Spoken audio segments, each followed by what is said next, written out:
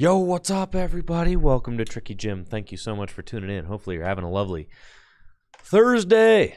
Ready for some Pokemon trading card game action. Coming in hot. It is 7:04. We are getting ready for round one here at Full Grip Games right now. And the reason that we're coming in hot is because I have been working on a new overlay for the tournaments. I got bored with the old one, kind of wanted to mix it up again. This new overlay that we're going to be using is more like the oldest overlay, really. It's not a new overlay, but I'm working on it. I'm tweaking it. I'll figure it out. Okay, I want to get something that I want to get something new. I want to get something fresh. But if you were a big fan of the old tournament overlay, this one that we're going to be using tonight is more like the old one. So I apologize that it is not as down pat as I would like it, but it'll be fine. It'll get the job done tonight. All right, it's still gonna look pretty good. Anyways, we got round one coming up now, so let's head over to the tournament table. Looks like we've got a good turnout this evening for Gym Leader Challenge at Full Grip Games. Classic matchup here. We have got Craig Davenport with his spicy water deck against John Patterson with colorless. This should be a lot of fun. John is one of the winningest players at Full Grip Games right now and has had a lot of success and is also one of the co-hosts of the new Gym Leader Chat Lounge podcast, so definitely make sure to check that out if you haven't already. Hosted by himself, Anthony Saya, and Ben Morse. It's been a lot of fun keeping up with those guys as they detail their GLC escapades. Okay. Here's the tournament. Like I said, boring. Okay, yeah, I know. Boring overlay. I'm working on it. It's going to be nice and crispy eventually. It's going to look real nice, I promise. Okay, but for tonight, this will get the job done. We've got the, all the stuff. Okay, we got all the stuff that you would expect. We got the names. We got the Full Grip logo, GLC, Dragon Shield logo, cards, all that. We've got a 5-round tournament tonight. 5 rounds, folks. 5 rounds. 21 players.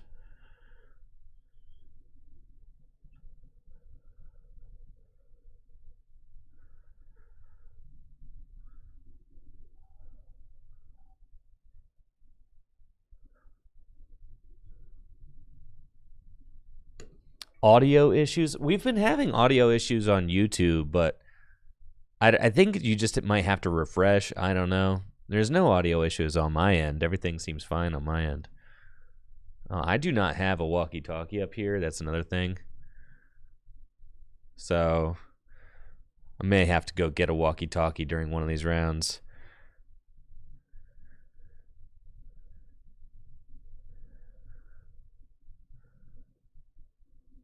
So anyways, see these guys playing with the walkie-talkie. It's not going to help tonight. It's not.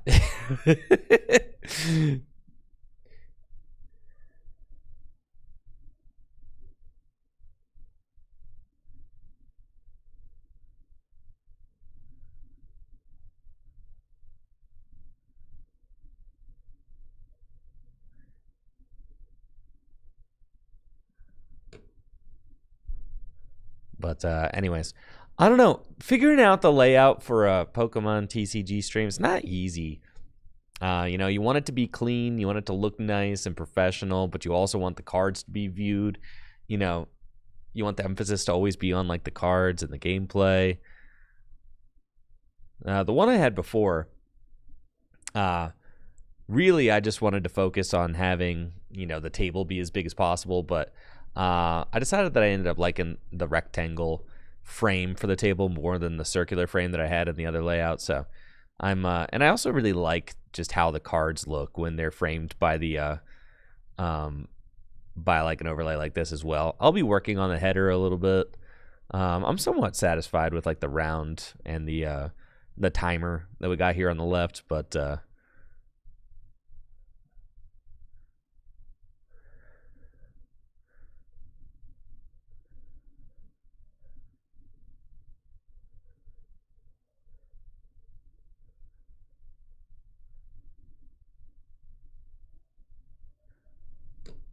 Craig should have prize cards. Craig does not have prize cards. Good Lord.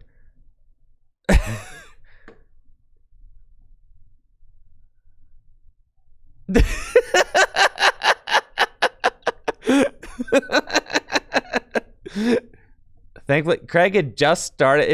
It's literally one card difference. I don't know. Okay, it was the ear to the top deck. All right, well, there we go. This is fixable. This is fixable. All right. This is fixable. The Irida was the top deck. Yo, beast. All right. Craig was too focused on trying to call me down. Top deck Irida and played it. Yeah. At least he knew that the top deck was the Irida. All right. New top deck. And you've got to be kidding me, bro.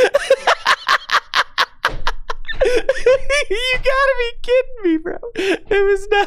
You got to be joking me. Yeah, okay, this guy Craig, he shuffled his deck.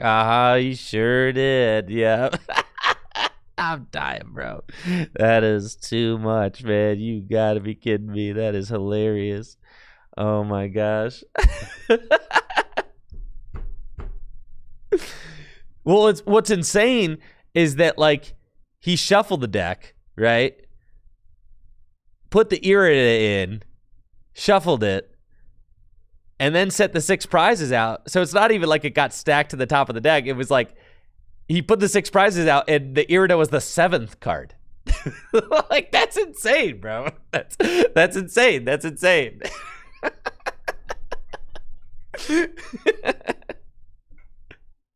That's just nuts. That's crazy. That's crazy. Yeah, that's crazy, bro. That's crazy. The crazy judge shuffle for sure. Wow. You know, some things are just fate, you know. Some things are just fate. It's just meant to be.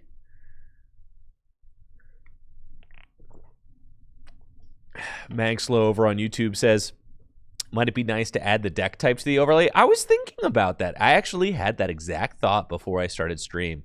But then I was like, you know, it's actually extremely obvious what type, you know, what types are being played. Like at any given point in time, it is extremely obvious. So at a certain point, I'm a one-man show. I'm a one-man producer. I'm a one-man commentator. You know, we're making the whole thing work ourselves, right? So it is, you're always in this position where you don't want to create more work for yourself, right? Because I'm already like doing the whole thing myself. So like as far as updating every round, more information to update on the stream overlay. Do I want to have more information to update on the stream overlay? Probably not, especially if it's extremely redundant or like very clearly evident by the table, right? And that's why I cut out the prize counter too, because the prize counter just ended up being more work. And yo, Craig's got Blastoise in the deck. Squirtle. Oh, I love Blastoise so much. Dude, it's probably the Blastoise, like the Vitality Spring. I bet you he's playing Vitality Spring or something crazy. I bet. Oh, yeah, Pokepad is legal tonight, folks. Pokepad. That's right. Ascended Heroes cards legal tonight at GLC League. So that's cool. Stoked about that. Got to see Pokepad. The format basically has a Master Ball now, which is every single type basically has died by. Water has 2 Master Balls. Crazy, right? It's absolutely insane.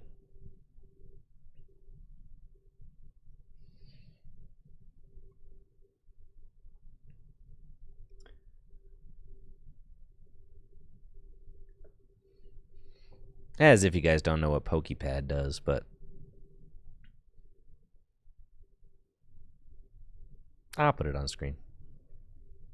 Pokepad. Search your deck for a Pokemon that doesn't have a rule box. Ha! All Gym Leader Challenge Pokemon do not have rule boxes. So that is basically a Master Ball. You cannot play Pokemon cards with a rule box in Gym Leader Challenge format. So the exclusion clause from Pokepad is just irrelevant. Doesn't matter. And, you know, in standard format, it's a very good card. But in Gym Leader Challenge, I mean, this is like an auto include in every deck. It's better than Nest Ball, better than Ultra Ball. I mean, it's like the best search card. Absolutely incredible. So yeah, fully expect every deck to be playing that card. Every single one. Now John was able to use TM Turbo Energize, start beefing up Kangaskhan. Yo, we got Kangaskhan out here. Craig gonna use Gladian. What does Craig got in the prize cards?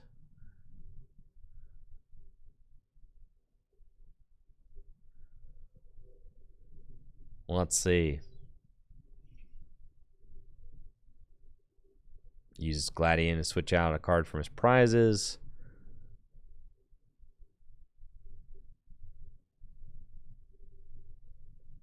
And it looks like got a Nessa. We do have Wailord getting evolved into the active spot now.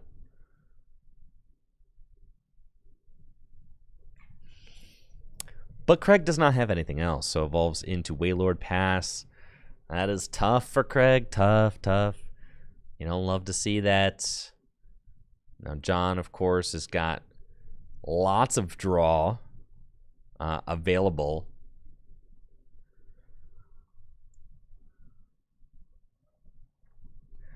He's got the Chinchino there. He's got Oranguru. He's got Squovitz. Could put the hand to the bottom of the deck. Is John rocking with, oh my goodness, rocking with the Picnic Basket?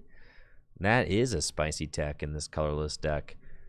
Guzmahala should be able to get John an attack, but this Snorlax not going to be taking a knockout on the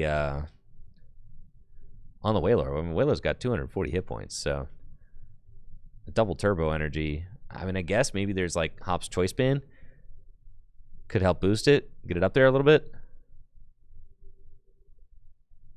Dynamic Press, base 140 damage. And then with the extra helpings, it's 170 with the Hop's Choice Band. That's 200.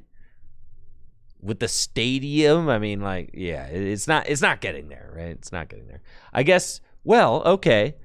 Dynamic Press, say you got the Hop's Choice Band, that makes it cost an energy less. Then you got Strong Energy, right? Or not Strong Energy, Powerful Colorless Energy, right? And then, so you're talking base 160, 190 with the band, 220 with the stadium. Still not there. It's just not happening, right? Like, the Wailord is too fat. Wailord is way too fat.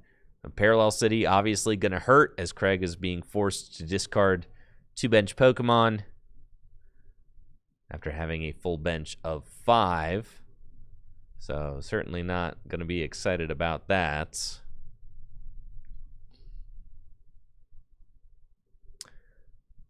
And looks like it's going to be Therapeutic and the band.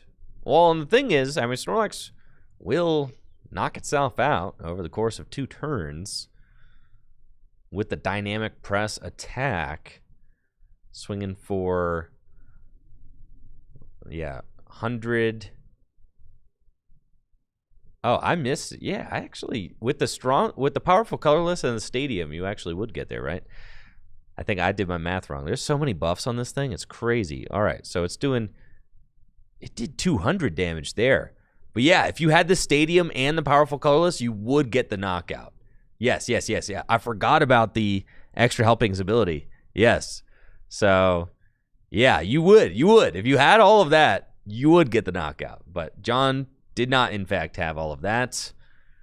And it's going to be swinging for only 200 damage. Still a very, very powerful attack to be launching this early in the game. And Craig, thankfully, is showing a little bit of life now with Octillery. Going to be able to fill the hand with the Abyssal Hand ability. Craig playing his hand all the way down so he can draw 5 cards. Let's see what he's got. Level Ball can go get Frost Moth, but Frost Moth can only accelerate energy to the bench, and this Wailord is in the active spot. So I suspect that the Wailord is just going to have to get sacked. I'm thinking that's what we got going on here.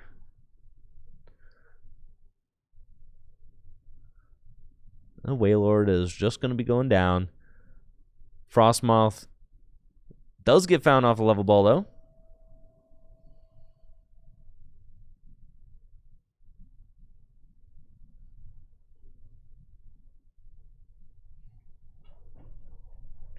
And then let's see what else has Craig got going on in this hand. I'm thinking that Craig is playing Vitality Spring Blaster. I think that's what is going on here. I think that's the... I don't think that Craig is just playing Blastoise with the Deluge ability. Oh, dang. That's right. Okay, so if John swings...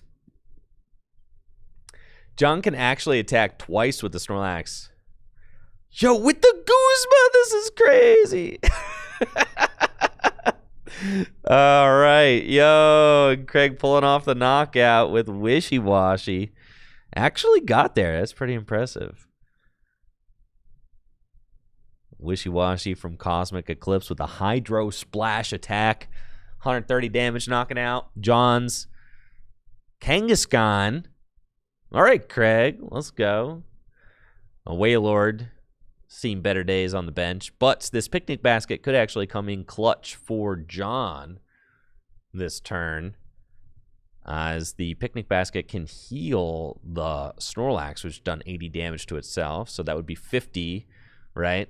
Down to 50, and then plus 80 again would put it up to 130, so it actually would hang on with 20 hit points left, right?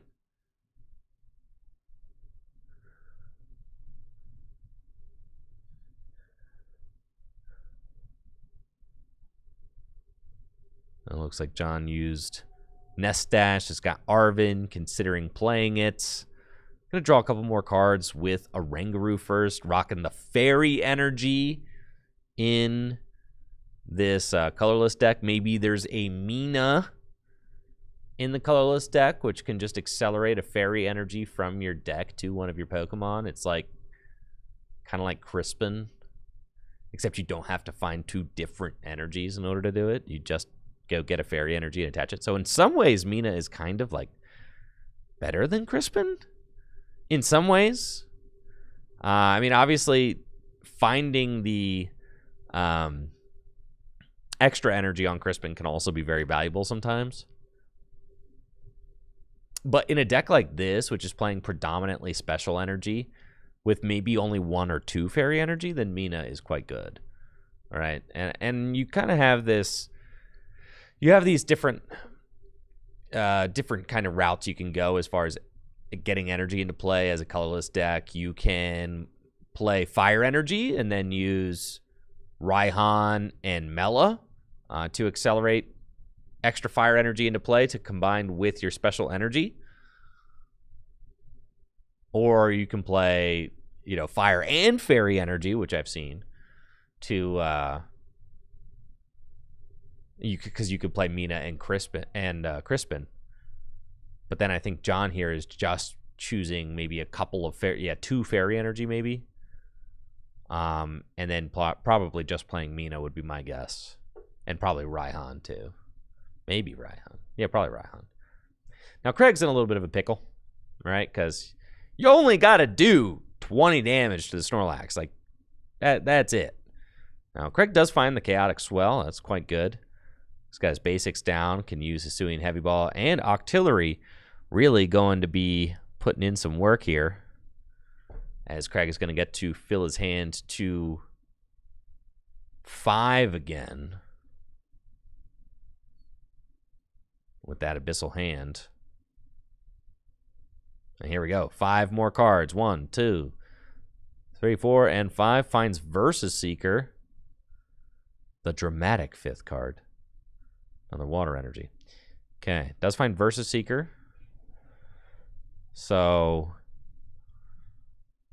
has access to all the supporters in the discard pile. Found Bucket. Wow. I mean, you could just go like 4 energy onto Kyogre, Guzma, knock out the Snorlax, right? Like, that's what I'm thinking. Just do it, you know? Like, get the 4 energy, put them on Kyogre, and just Guzma up Oranguru and spank the Snorlax. the one with, like, the double turbo on it. That's crazy. I mean, I guess, right? What else are we doing? We're here.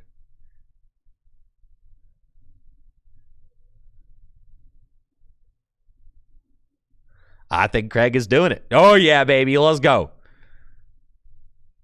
It's the Oranguru. Of course it is. Beautiful. And here comes the Kyogre.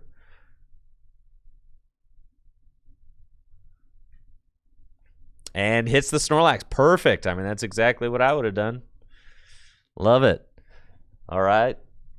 You really only get punished for this if John has Guzma in hand. If John goes, go, and there, well, yeah, John has Guzma and energy, so could actually attack with the Cramorant to knock out like Frostmoth. That's pretty bad. You don't like that. And what this could do, since the Frostmoth, this was like the only real weak part of that play, is that you do get you get punished if John has this play. But I still think it was the best play for Craig to try and make because, I mean, Craig doesn't have a backup energy accelerator online. Craig doesn't have a Squirtle down, unfortunately, because of the parallel earlier on. Craig also didn't have enough energy flowing in order to get extra energy onto a backup attacker. That kind of would have been the ideal position.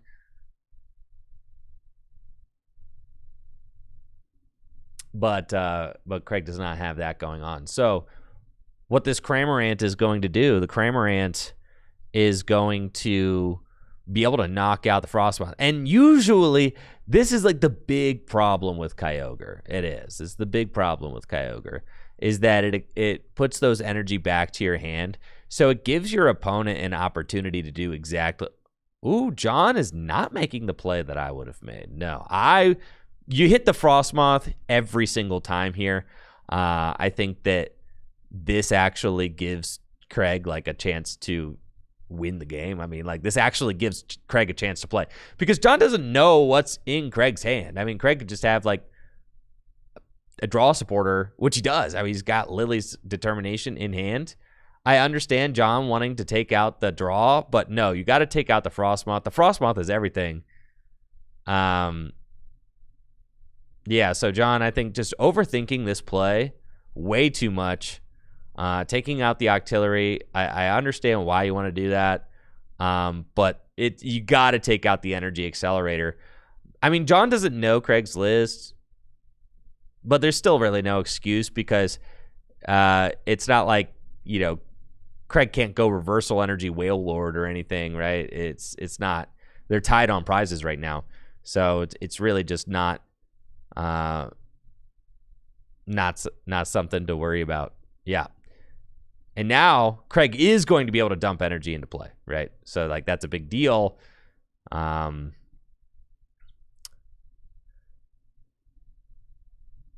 got a retreat cost of 3, so this thing not going to be the easiest to move. Craig has already used Guzma and Versus Seeker now. Super Rod going to be able to put the Octillery line back into the deck. as well as an energy. No Abyssal Hand. Does have Lily's Determination, though. And that's what we're going to see. Lily's Determination, 6 new cards.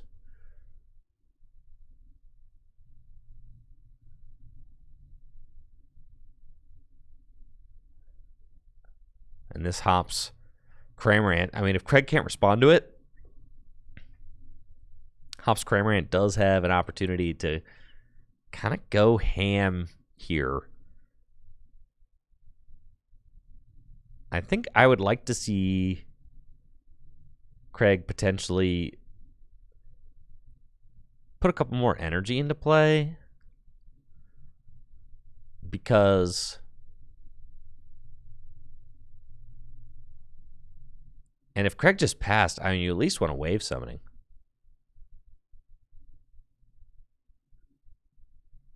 Because wave summoning would get an extra energy onto the Kyogre. I think Craig did just pass.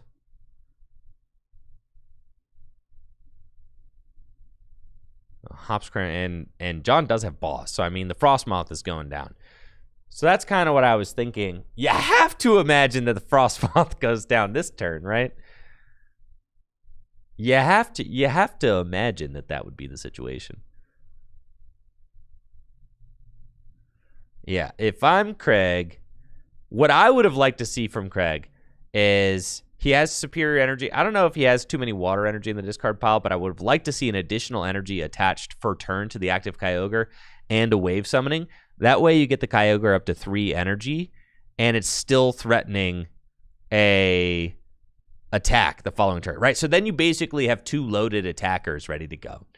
But now Craig only has 1 loaded attacker, one that can get tossed back into the deck if it gets damaged, which is not great. So Craig's certainly in a little bit of a pickle here. But the one thing that Craig really does have going for himself is that the Hop Snorlax will knock itself out if it attacks. So, like, that is good. I mean, Craig basically gets a bonus prize there if John does decide to attack with it. John is ahead 1 prize now. Doesn't really have a big threat lined up. I mean, not something that can easily knock out this Wishy-Washy anyway. So, Craig is not out of it yet.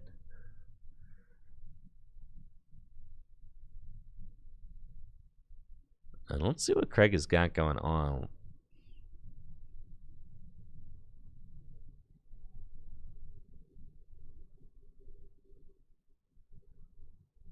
Go water energy to Sobble and Marnie.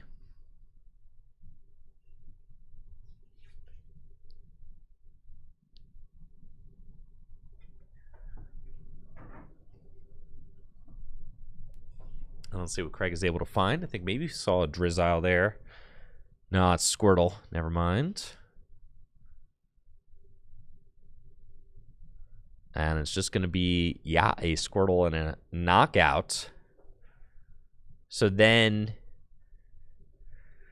the thing about this is I think that, I mean, Craig is playing the Vitality Spring Blastoise. So it's not like Blastoise will be able to accelerate energy into play instantly.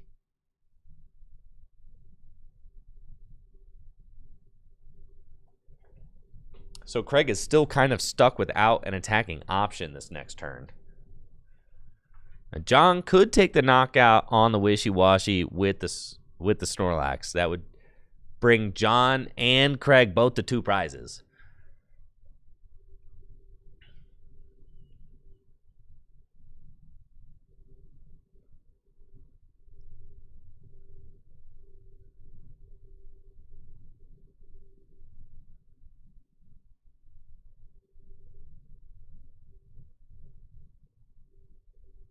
Now, John does have this Dodrio, Zooming Draw, but it's only got 10 damage on it right now. I mean, John's only attacker is this Hops Snorlax.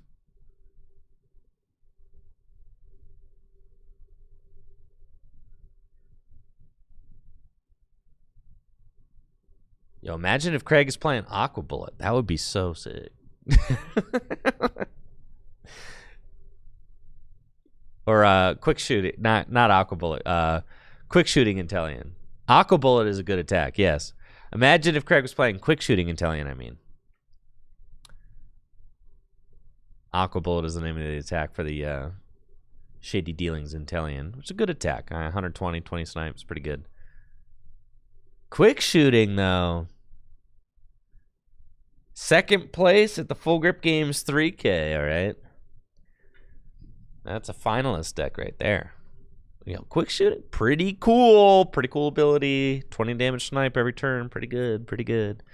Card is broken in standard. All right, John's got the counter energy on the Snorlax. Both players going to 3. It looks like to me that John Patterson is going to be taking the double knockouts. I mean, not double knockout, but like, you know, knocking himself out with the Hop Snorlax. That's what it looks like to me. That play is a coming. John does have double turbo in hand, so basically it's just that easy, right? Like attached to the Snorlax, and then next turn you got double turbo, and you're swinging for 160 damage, 170 with the Fighting Fury Belt. I see John really like weighing this. Like, is this really what I'm doing right now? Am I really sending us both the 2 prizes? I guess so, right? And that dynamic press finally takes the Snorlax out. But Craig, no draw on board. Does have teammates. You go Rare Candy Intellion. Okay, and then you get to Shady Dealings, right? Kind of crazy, just saying. Craig kind of cooking here. The thing is, though, that Snorlax could just sweep for John. Craig not having the backup attacker is really problematic right now.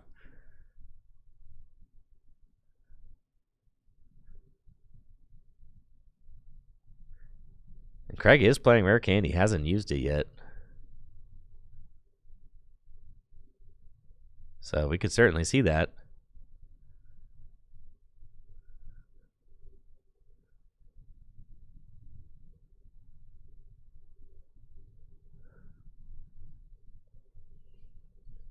He's got the teammates.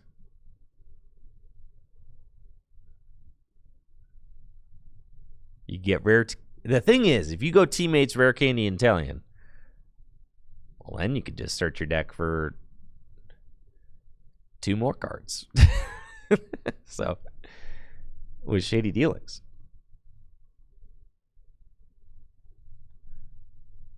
You don't have to get Ultra Ball, right?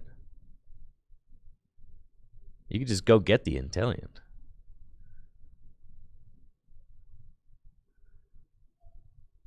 There we are. Blastoise. Going for Blastoise. All right, this is hype. This is hype. This is hype. This is hype. This is hype. It's just going to go Vitality Spring. Vitality Spring on the Blastoise. Let's freaking go. Let's go, dude. Let's go. Let's go. Let's go. Is there even enough energy in Craig's deck to make this play worth it? Dude, I want to see the Blastoise charge itself up.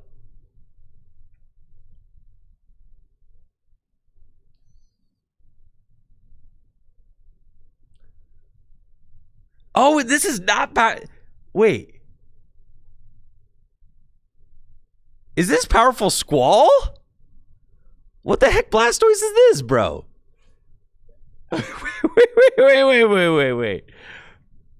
what the heck Blastoise is this? I think this is the Squall. We're squalling, bro. Ain't no freaking way, dude. This is the Squall. Oh my god. Dude, we're squall. We are squalling out here. Well, this surely is interesting, isn't it? It's like Max Elixir every turn. That's facts. It is like Max Elixir every turn. That's so sick, dude. I was thinking that it was gonna be Vitality. Vitality Spring's kind of crazy, you know. Well, this is certainly a game. It's a real gamer game for sure.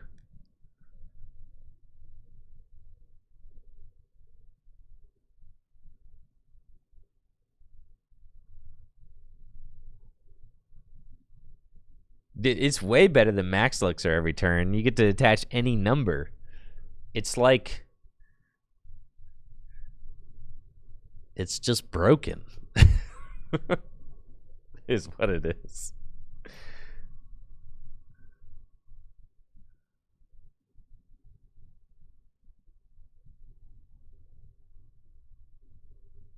Problem is, though, this Snorlax... This Snorlax is a huge problem. And Craig probably is just going to lose to the Snorlax, I imagine. Yeah, thank you, Salty Smugglers over there on YouTube. Appreciate that. It's looking like John probably going to be able to sweep with this Snorlax. I mean, Thumping Snore, 160 damage, right? Coming in, knocking out this Sobble. And then next turn, I mean, Snorlax still has 190 hit points with the Fighting Fury belt attached. The Wailord only has, you know, so much HP left. It's got 170 damage on it. So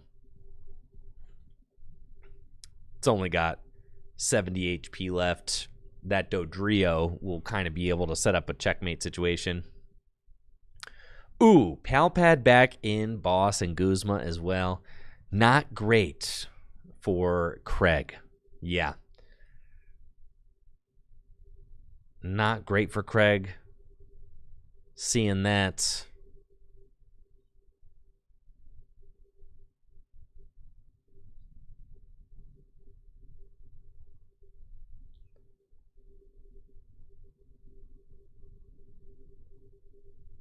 Now things are looking quite dire. Lana's Fishing Rod can put a tool in and a Pokemon.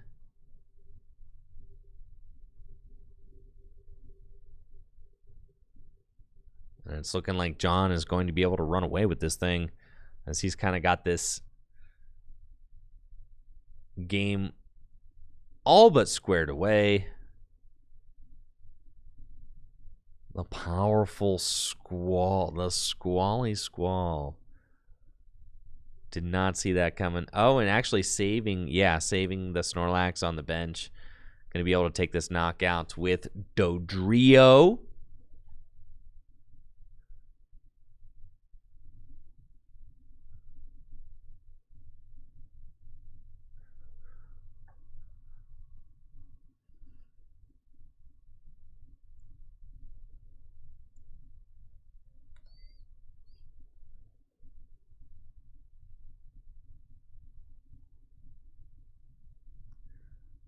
Let's see what Craig does. Abyssal Hand for 5. Well, good thing he didn't Powerful Squall there. He didn't see any energy. I'm thinking that this game is chalked. All right, let's Squall. Here, a Squally Squall. All right, Craig, you're not selling us on the Squall, man. You're not selling us on the Squall, Craig. You're really not.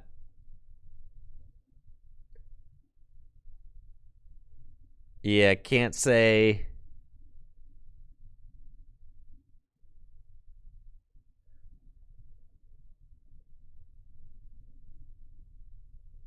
can't say that looks good at all. Can't say that the squall guy looks like he's worth playing.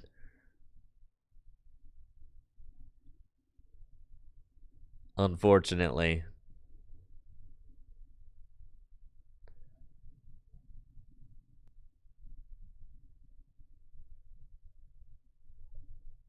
Nothing wrong with the scoop. And there we go. All right. It's going to be John Patterson, your round 1 winner here at Full Grip Games. Craig's powerful squall water deck running out of steam there. Coming down the line. Had a close game, though. Close competitive game for quite a few turns, though. I mean, really, for probably 30 minutes of it. It was quite competitive. That was a fun one. Well, best of luck to Craig with the Squall deck in those upcoming rounds. I'm going to sneak downstairs and actually grab a walkie-talkie because I don't have one right now. So I'm going to go grab one of those real quick. I'll be right back after this quick break. Thank you so much for being here. We'll be right back. This stream is sponsored by Dragon Shield. Dragon Shield makes the highest quality sleeves and accessories for your favorite tabletop games, like the Pokémon TCG. Dragon Shield sleeves are super durable, making them perfect for tournament play and collecting. They also come in a huge variety of colors, so there's always a great choice to match your deck. You can even turn your favorite photograph or design into a custom box of Dragon Shield sleeves using the Sleeve Crafter on DragonShield.com. Head over to DragonShield.com and place an order for your favorite sleeves today. Use code TrickyJim at checkout for 5% off your order. Again, that's DragonShield.com for the highest quality sleeves and accessories for your favorite tabletop games. Huge thank you to Dragon Shield for being a continued sponsor of the channel.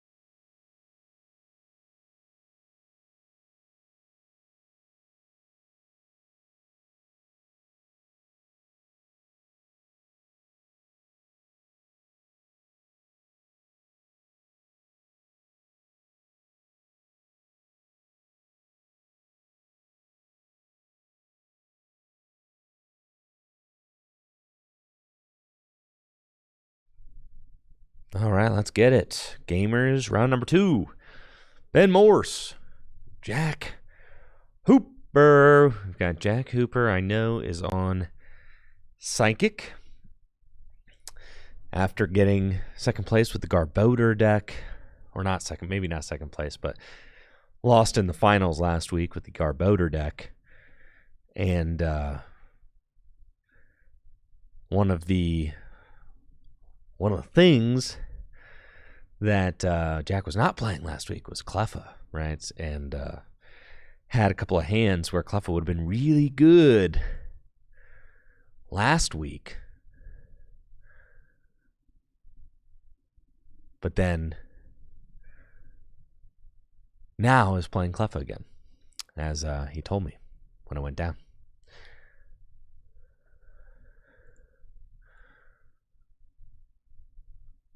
And here we go.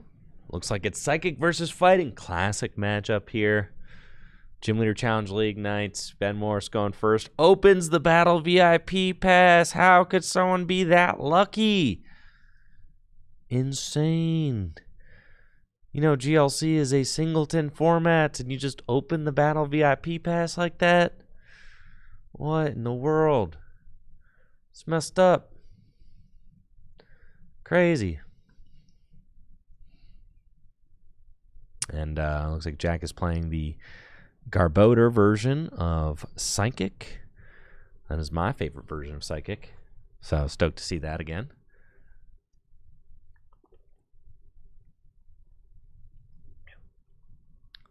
Now, this matchup, I know Craig, or I know Jack last week was playing the Cresselia. The Cresselia puts in work in this matchup. That's for sure. So,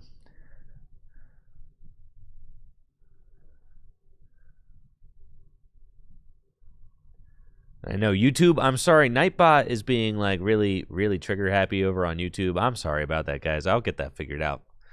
I'll get that figured out probably by tomorrow, I would say. I just enabled Nightbot for YouTube so that I could put my commands over on YouTube. I didn't mean to like completely body YouTube chat with it. Let me see. I actually could probably head over there right now. See if I can fix it up. Let's see.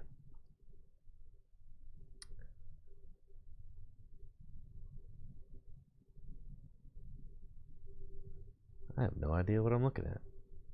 Settings? All right, that's good. That's good. Nope, I have no idea. Chat moderation. Ooh, there we go. Excess caps, we'll turn that. Excess emotes, we'll turn that off. Excess symbols, we'll turn that off. Turn that off. All right, excellent. I think I've done it. Okay, Nightbot. I think I have fixed the Nightbot.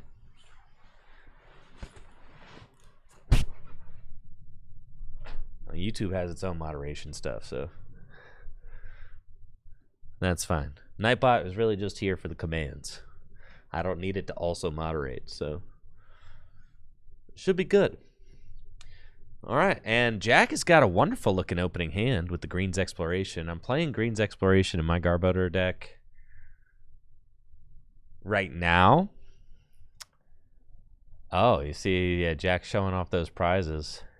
You don't need Garbodor. That's the thing, Jack. So, like, if you're showing that you've got, I see you got Inkay there, but you don't need Garb in this matchup. Not even a little bit. You really don't.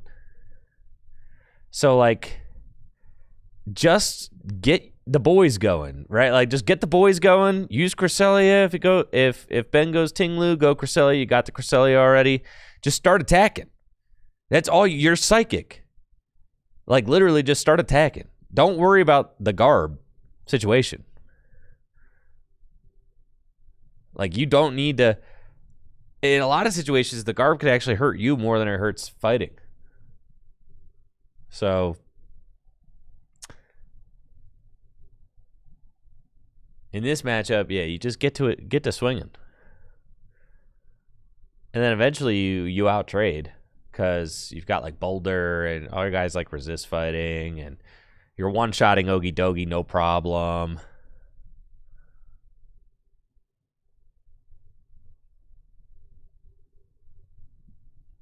Chilling. Ben's going to go Karina.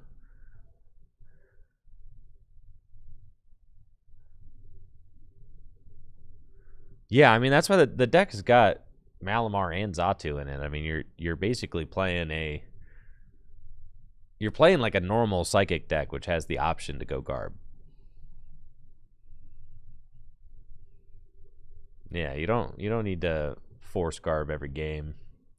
Now, there's some games where if you just get turn 2 Garb, you like win. So, yeah, I mean, that's always nice, but fighting is not one of those matchups.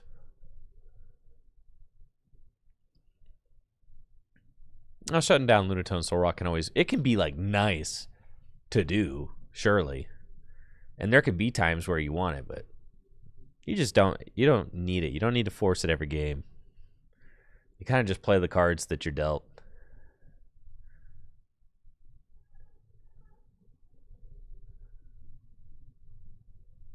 All right, so Ben was able to find the Lunatone off of the Hisuian Heavy Ball in the prizes.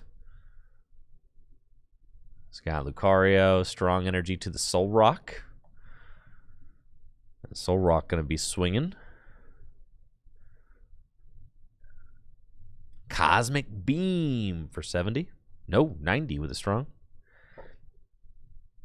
Well, Jack's got some pretty strong cards in his hand. Pokepad can go get whatever Pokemon Jack wants out of the deck. Probably Xatu. I want to get that guy. You've got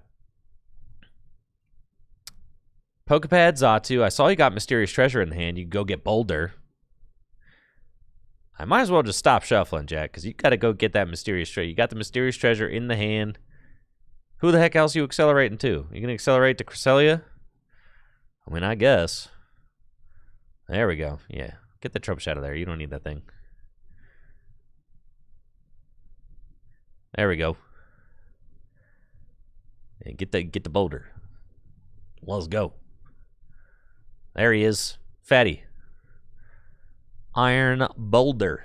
One of the biggest, baddest Pokemon in Gym Leader Challenge formats. One of the reasons that Psychic is so well regarded as a type right now. I mean, really, Psychic just has an incredibly deep card pool, but one of the big things it was missing was just that huge, big basic attacker. Iron Boulder just is that guy, right? This was the only piece that Psychic was really missing in its arsenal. Psychic had everything else you could possibly want. Psychic had.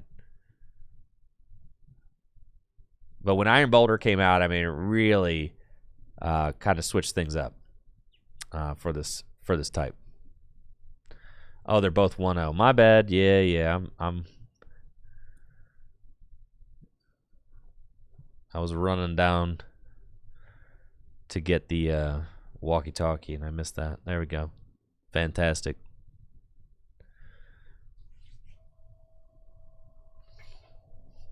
Oh, and I still have round 1 up. Dang, dude, I gotta get good. It's round 2. Sloppy. Dude, fire this guy. I need a stream producer. I need someone who knows how to make a good overlay, too. This thing sucks. I'm so bad at graphic design. I'm working on it. Eventually, if I work on it long enough and hard enough, it'll get to a tolerable state again. But I think I generally like this layout more than the Pokeball one I was rocking for the last couple months, so.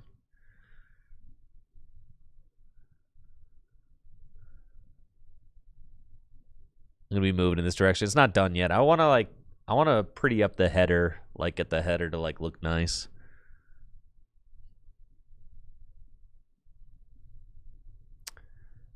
All right, so we got Arvin, Floatstone, Professor's Letter. I think Hoop is trying to figure out, can I match hand sizes with the Boulder?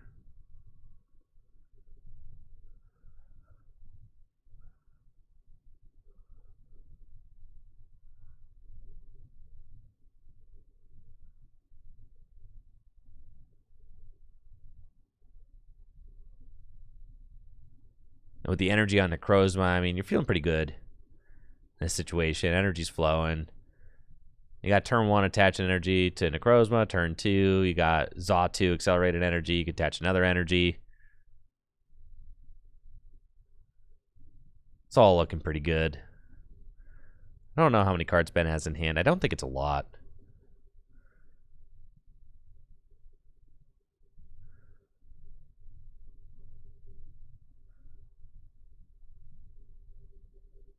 Oh, U-turn board there to retreat. No, yeah, why are we going U-turn board there and not Floatstone? You're like literally giving up an energy for nothing.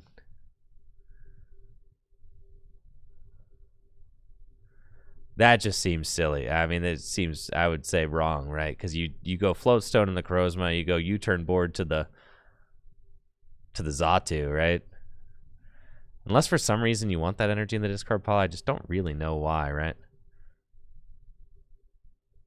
Huh. All right, is able to match hand sizes. Take the knockout. Yeah, because having that energy on the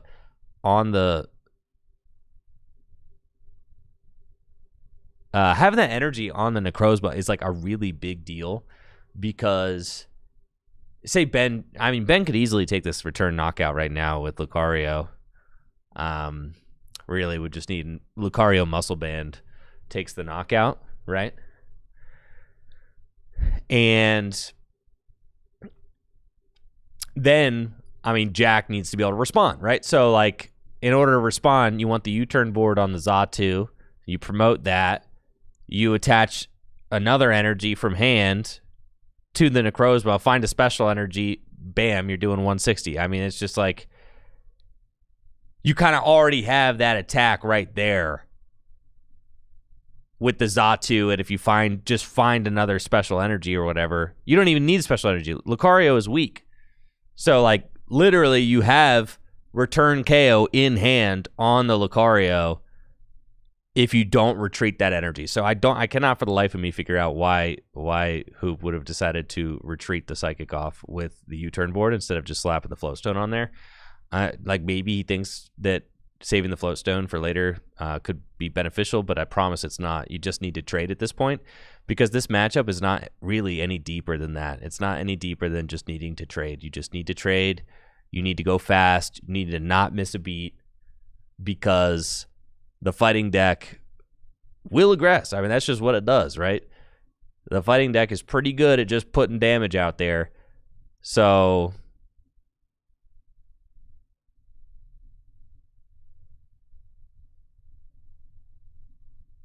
yeah, that's just like a really strange decision. Really strange decision there from Jack. Don't know what's up with that.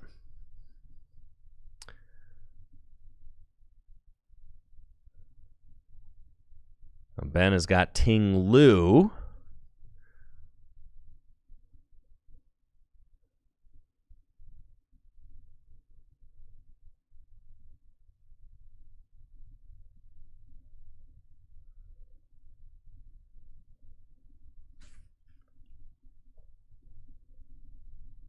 And let's see what he does. Does have the muscle band. I mean, so this is exactly what we talked about, right? This is the exact situation. Now, Jack could have just had the knockout kind of already on board. But instead, it's going to have to, like, pull a rabbit out of a hat to make it happen. And Raihan will do that. So, like, whatever, dude. I mean, I guess. Top deck Raihan. I mean, it doesn't matter if you just top deck the Raihan, then you're just chilling, I guess. You just goaded with the sauce. So, yeah. But could have been in a situation where he didn't need to top deck Raihan. You could have already had it.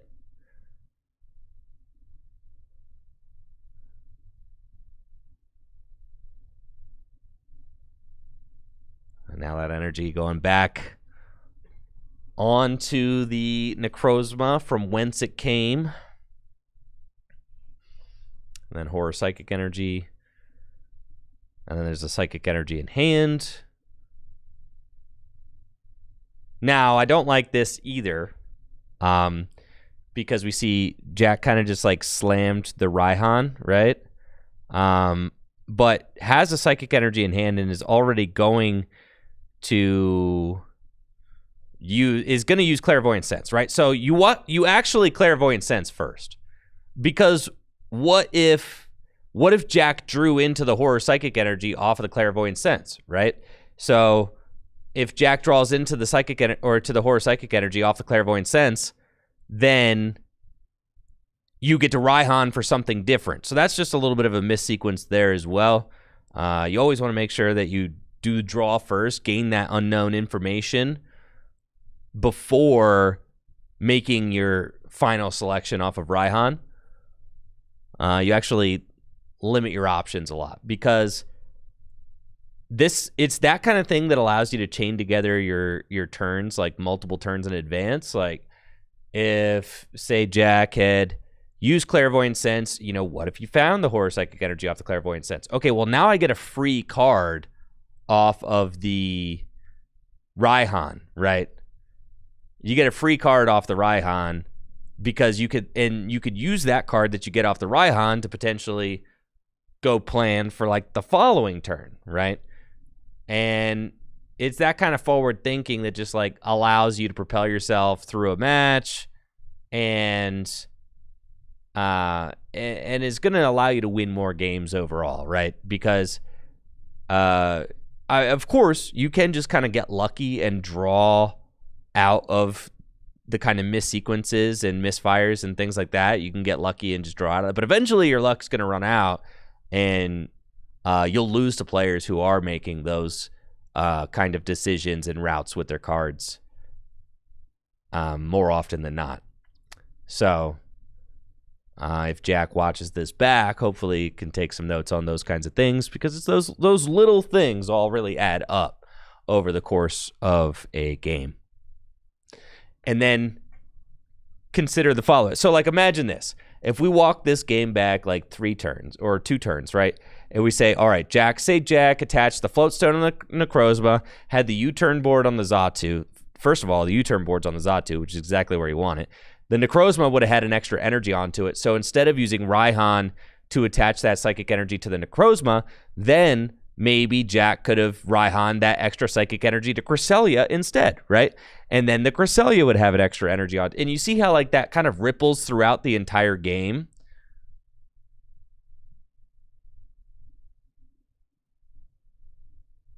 Wait, does the Necrozma get knocked out there? 90 plus 30, right?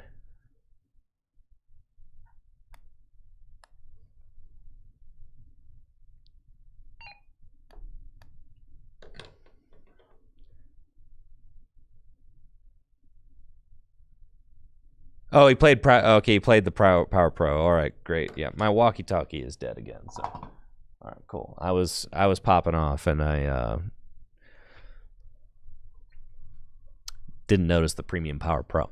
But you see how, yo, what's up, Pilot? Thank you so much for the raid. Yo, what's up, Piloteers? Welcome, welcome, welcome. We're doing a little Gym Leader Challenge League night tonight. Hopefully y'all are having a good one. Yeah, psychic versus fighting here right now. But yeah, that missed opportunity on that psychic energy just is going to ripple throughout the entire game. And Jack could have been basically ahead 1 psychic energy the entire game, which can end up making the difference between a win and a loss easily, right? Easily. All right, looks like Jack's going to have teammates. You don't have to reveal the cards that you get off teammates. Yeah, it's actually better if you don't. You never would want to just give your opponent that free information.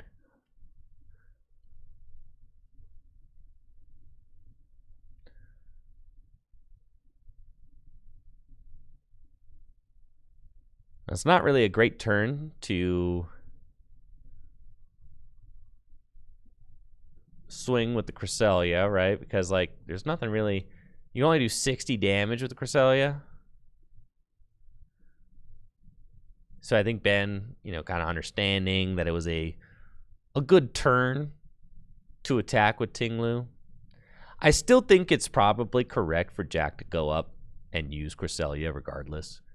Because that Ting Lu is out there, right? Like, the Ting Lu's out there. He's not doing a lot. You still want to go up and heal these guys with Cresselia this turn. Absolutely. So that hopefully that's what Jack decides to do.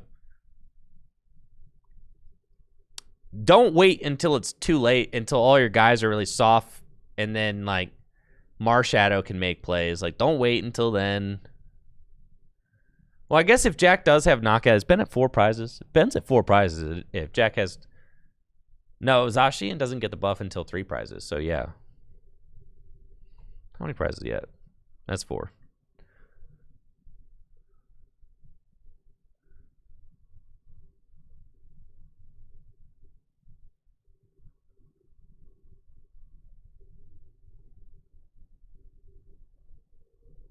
All right, so Jack's got the Mewtwo off the Nest Ball.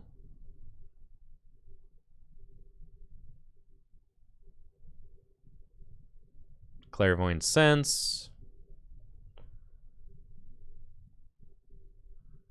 Extra energy drop, but then misses an energy off the Clairvoyant, so actually can't even attack with Cresselia? Oh my god, this is bad.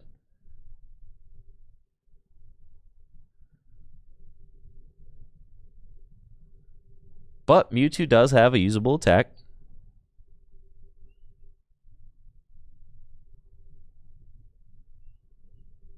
It's got the Psy Pump. Yeah, the energy on Cresselia is, like, fine, I guess. I would rather them go to Zacian. And if you're Ben, I mean, this is the exact situation that you want if you're Ben, right? I mean, like, you made Jack miss a turn. You've got energy stacked up on board. So, I would have preferred to see Jack that turn, I think, go for the Cresselia heal, just to put damage on Ben's side of the board and remove damage from your own side of the board. Because then it kind of undoes what Ting Lu did, right? It's like, all right, like, yeah, you took a knockout, but you didn't really do anything. So then I'm going to put damage on your side of the board, say go, and then if you Ting Lu again, then I will knock something out while you did nothing, right? So, like, I think that I would have preferred to see that energy go to the Cresselia. But because now, if Ben does Ting Lu again, you know, things are damage starting to rack up.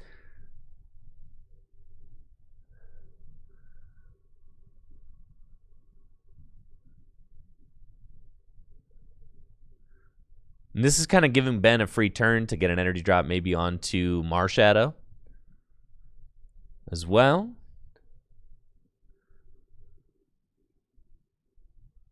And then could start to get some Marshadow business going. Marshadow, of course, is one of the scariest cards to be up against because its shadowy sidekick attack makes it invincible when you take a knockout. Invincible for a turn. All right, Ben's got Lucario back. I think all Ben's buffs are pretty much gone. The Premium Power Pro's gone. Muscle Band's gone. Strong Energy's gone. Energy drop onto Lucario feels okay. I think I prefer an energy drop onto Marshadow just because Lucario is always 1 energy away from attacking, right? So you don't really need to have the energy onto Lucario. But if you put the energy on Marshadow, then you just have more options, right? Like, I guess you put you could put the energy on Lucario if you're worried about, like, getting End or something out of it. But I don't think that Ben is necessarily worried about that right now with 4 cards, 4 prizes. So I think I would prefer the energy to go into the Marshadow just because you then have more options. You're like, okay, if I get knocked out, I can return. I'm an energy drop away from returning with Lucario, and I'm an energy drop away from making a play with Marshadow as well, right? But I guess Ben also is probably acknowledging that all of his buffs are gone. So, with all the buffs gone, Marshadow is like hard capped at 60 damage. Premium Power Pro's gone, Muscle Band's gone, Strong Energy's gone. I think Yo, forget about that Trubbish, dude. Get that thing out of there. Get the Necrozma instead. The Trubbish is not going to matter. I promise. I promise that Trubbish could just only lose you the game.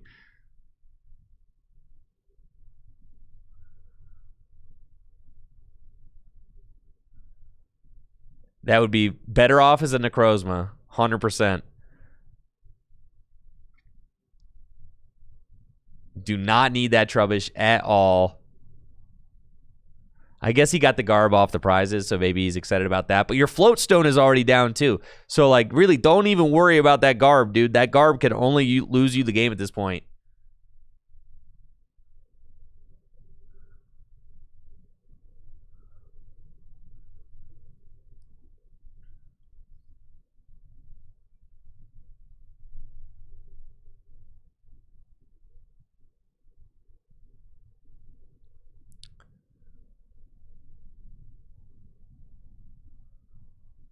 And did we just see a pass?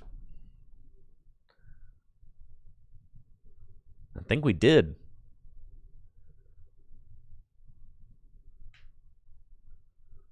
It's looking like a pass.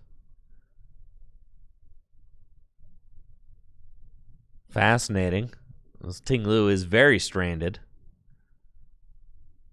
And now Ben's like, all right, well, sure. I guess I'll put an energy onto Marshadow. Like, what else you got? Might as well be Marshadow. This game's going to tie. This 100% is going to be a tie, and I'm going to be very mad about it.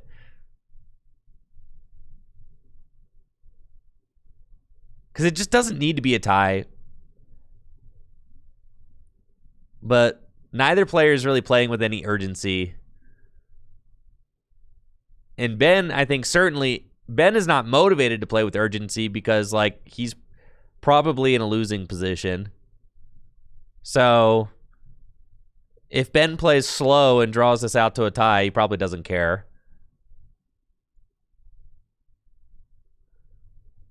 Honestly, I mean, part of me wishes I could just be down there harassing the people on the table to pick up their pace.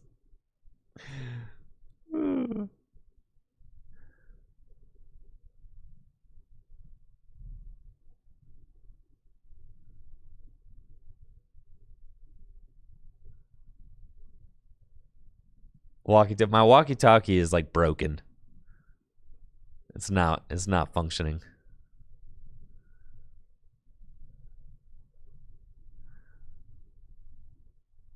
All right, there's another attack from Ting Lu. Yeah, and everybody takes 30. This is sketchy. This is really sketchy. Again, I think that Jack would have been in a better position. This could have never happened if Jack had sent up the Cresselia instead of the Mewtwo that turn, right? Because now his board is loaded with damage. Marshadow is looking prime, right? He's got the mystery energy for his Mewtwo now. So, I mean, Jack can take a knockout with the Cresselia. Like, that's going to happen, sure. You probably want to knock out the Marshadow, I would say. I don't even think that this is maybe... that's sketchy, to be honest. Your mystery energies went down. You got the Lux Cape on the Garb. Like, I get it, but also it's a little sketchy. That thing could get stranded out there. Could cause you to lose the game.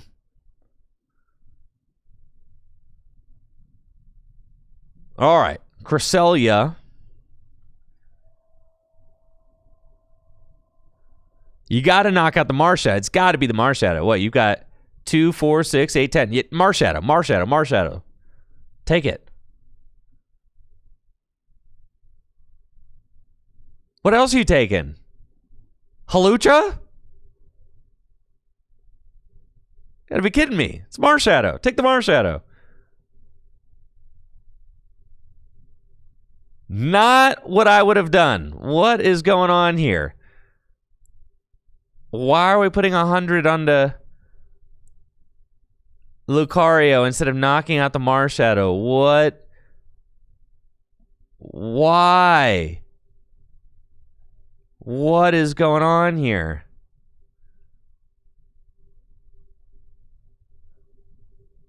You're just going to tie. With a play like this, you're just going to tie. You're going to tie, like for sure. You got 4 prizes left, 11 minutes on the clock. You for sure. You got to play with some urgency. There's got to be some urgency going on. You do not have infinite time. Ben is very fine with the tie here. I'm sure of it.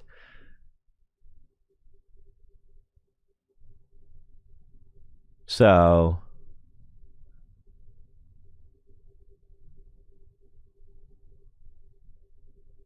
Oh, did he just use... He used freaking Lunatone? Cheater!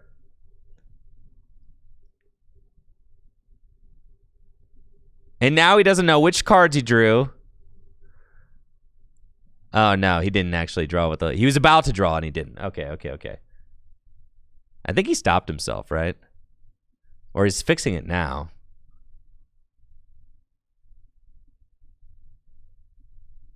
All right, I think he's just using Karina. He put the cards back. He's using Karina. Okay, got it. Sorry, I'm like, my overlay is like messed up because I'm trying to work on a new overlay. So like, I've been sitting here looking for Cresselia on the overlay for like 5 minutes because my buttons are all screwed up. So the buttons aren't working, but I can't find it. So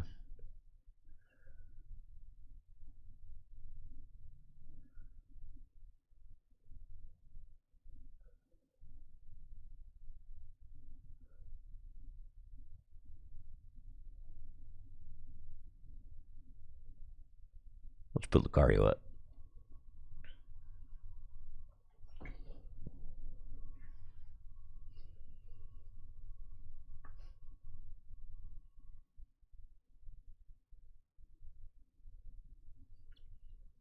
See, and now with Soul Rock, this just seems so bad. I mean, like,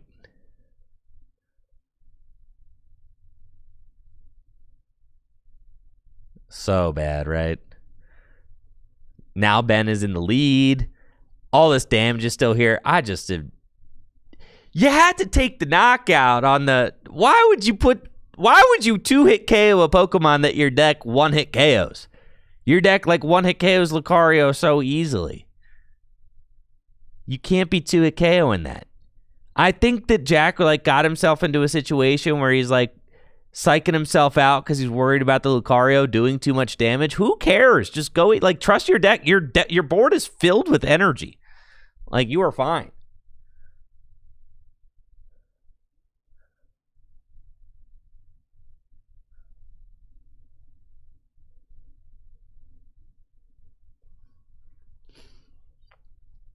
And now, all right, at least he's got Field Blower. Thank God.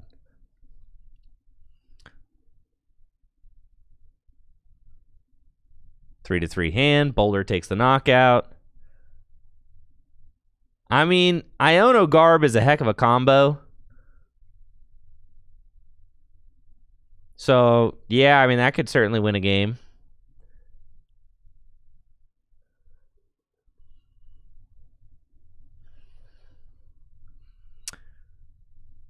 I mean, Ben didn't have access to... And this is kind of what I'm saying. Like, at a certain point, the Garb kind of hurts you more than it hurts Ben. Because Ben doesn't even have Soul Rock in play right now. And I'm saying, Ben has only got 3 cards in hand. He could just slow down his pace of play, make sure Jack has no chance of win. For sure.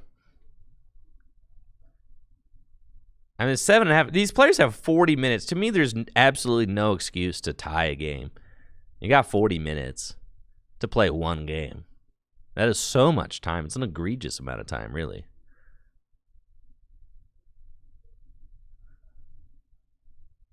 All right, with the 40 damage on it.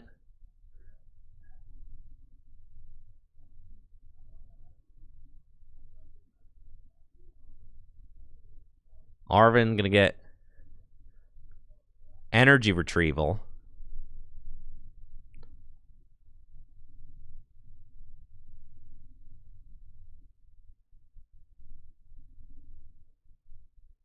Okay, second energy to Ting Lu. Lucario will take this knockout.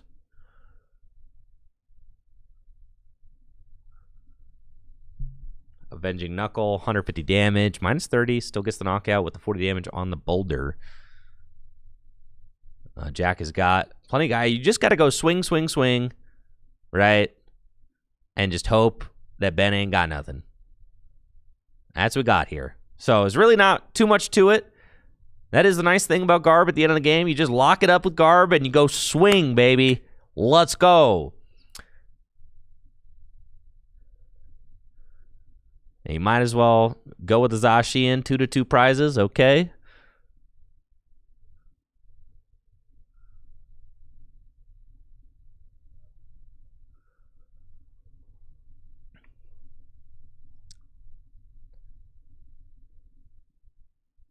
Ben does find gear.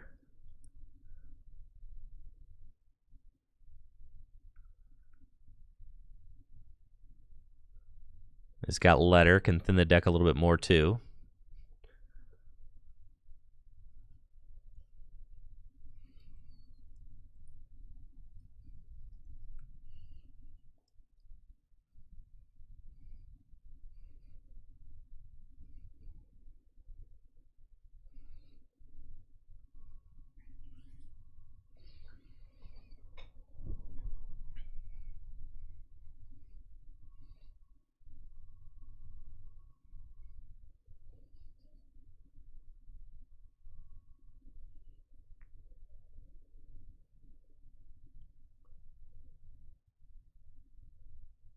Let's see what supporter Ben finds off the gear.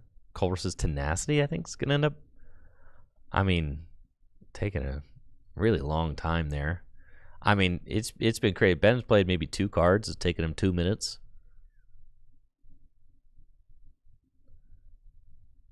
If you're playing that Culver's Tenacity, Ben, you better play it, dude. Stop shuffling, bro. The slow play accusations, they are overfloweth.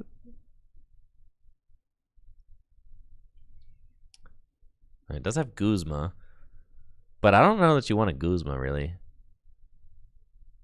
You could Guzma and swing into the Garb. That's what I would do. I think Ben needs to just Guzma, swing into the Garb, and be like, bet you don't have a way to move this. And then Jack would be like, you're right. I should have never put this stupid Garb into play. Pass. And then Ben goes knockout win. That's exactly what Ben should do. That's what Ben should do. Instead, Ben is going to like knock out the active, and then when Ben realizes he's 1 play away from losing, then he's going to gust up the Garb, and then they're probably going to go to time or something stupid.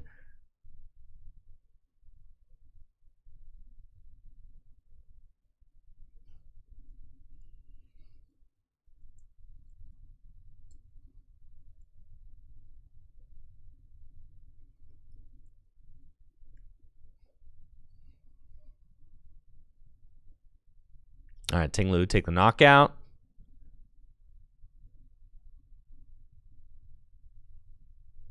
And let's see what Jack does.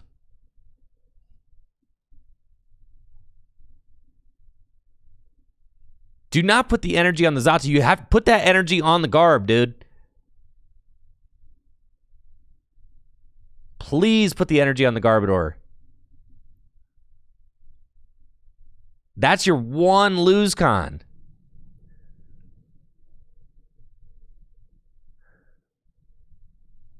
The energy on the Zatu is crazy.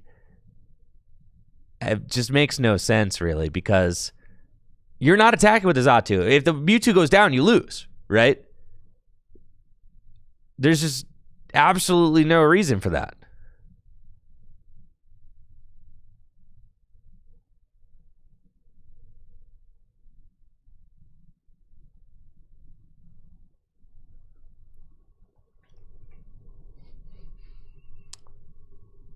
Absolutely no reason.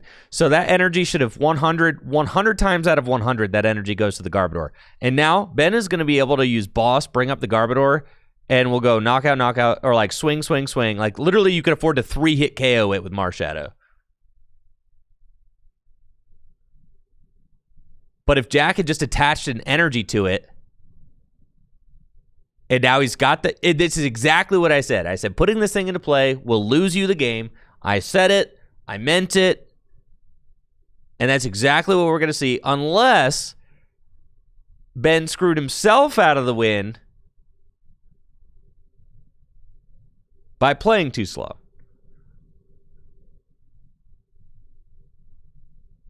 But Jack should have never put this thing into play.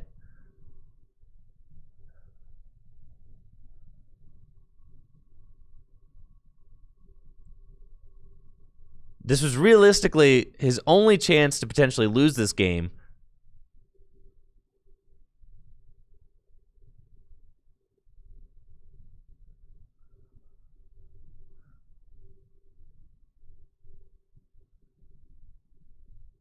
No, it's 70 plus 130. That's game. It's 100 hit points. Yeah. Retreat, Soul Rock. And that's it. Should have never put that Garbodor into play, Jack. Should have never done it, man. And that's exactly what we're saying. But really, you learn that. You learn that from doing it, right? You learn that, and, and here comes the cope. Here comes the cope. Yeah, no, never do it, dude. Don't even put that sucker into play versus fighting. Don't even do it. It's not worth it. It's not worth it. And then as soon as he put the luxurious cape down on the Garbodor, I said that is a potential game-losing play. Don't do that. And then that's exactly what we saw. And Ben, obviously, Ben made him pay for that. And that's what a good player will do. A good player will make you play for your little misplays like that all the time.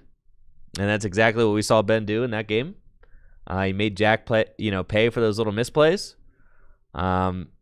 And that's the thing, is that those little misplays, they'll add up. They'll add up. And that is one of the most rewarding and fun things about playing Gym Leader Challenge, is that it's hard to win a game, right? I mean, because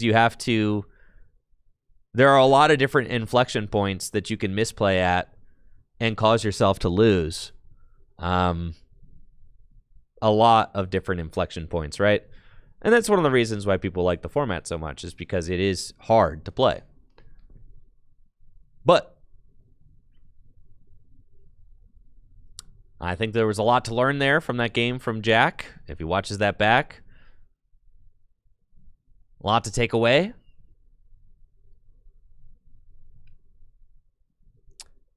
Losses sting less if you can learn something from them. So hopefully Jack learned something there. Thank you, Grizzly Thatums, for that gifted sub. Appreciate it. Thanks.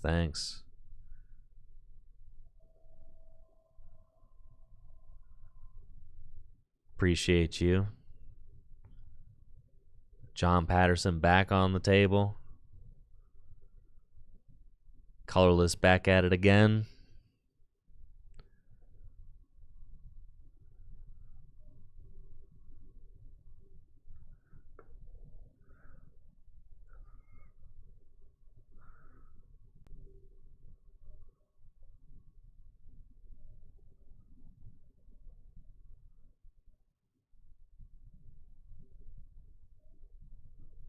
All right, got Michael Prieto with grass and John with colorless. Fun.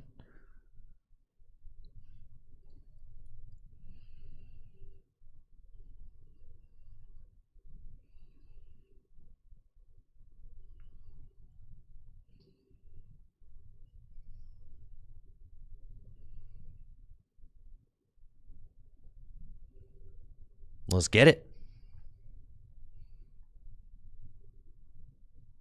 Yo, what's up, Dad? I appreciate it. Hopefully you're doing well. Have a good night. Thanks for the gift.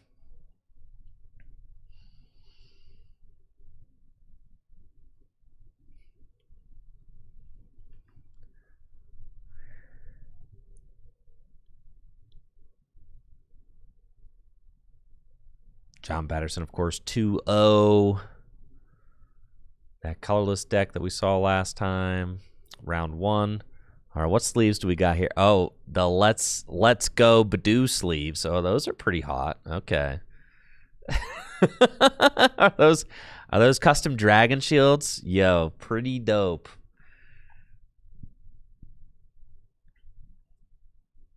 Yo, I got some intel that Dragon Shield's going to be offering black borders on their custom sleeves. Huge deal. So stoked about that. Apparently that's an upcoming update. So yeah, the black border on the custom sleeves, loving that. Great addition to the Dragon Shield offerings. Obviously, huge shout out to Dragon Shield, sponsor of this stream. Looks like Michael is playing with some custom Dragon Shields there himself. And the Dragon Shield outer sleeves, which are great for protecting your favorite sleeves and cards. I'm a big fan of those myself. I just sleeved up my Noah's Ark cube in some nice Japanese Pokemon Center sleeves with Dragon Shield outer sleeves. Love it. You can use code TrickyJim at checkout at dragonshield.com for 5% off your order. Doing so helps support the content I create here on Tricky Jim. And, of course, FullGripGames.com, the sponsor of this tournament and this channel. FullGripGames.com, the best place for all your Pokemon trading card games, singles, and sealed products.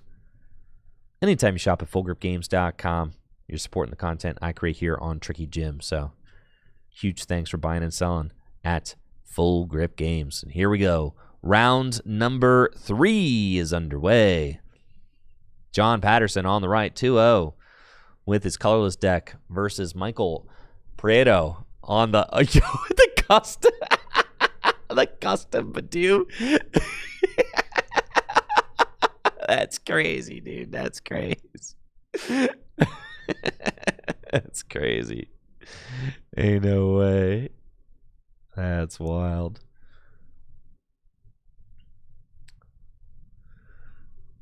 Gonna be item locking out here. Ain't enough room in this town for both your items and my items.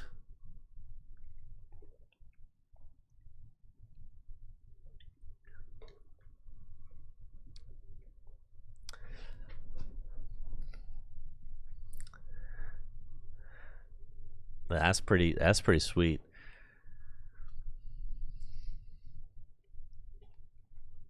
God, I wish I was just playing at Full Grip Games League. Anybody out there wish they were playing at Full Grip Games Gym Leader Challenge League tonight? I do. Freaking I do, man. All right. Fairy energy to the Snorlax.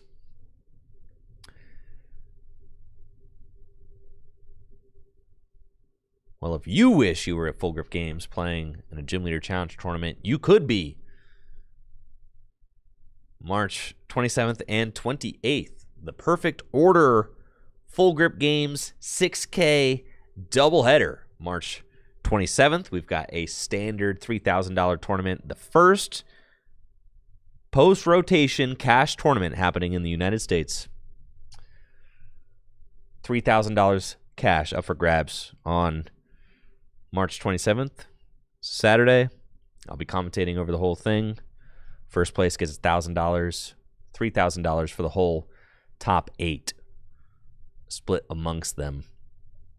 And then, of course, on Sunday, the 28th, we have got the Gym Leader Challenge 3K, featuring the newest cards from Perfect Order.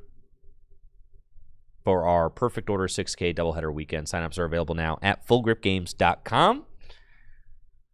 And I am very much looking forward to seeing many of you there.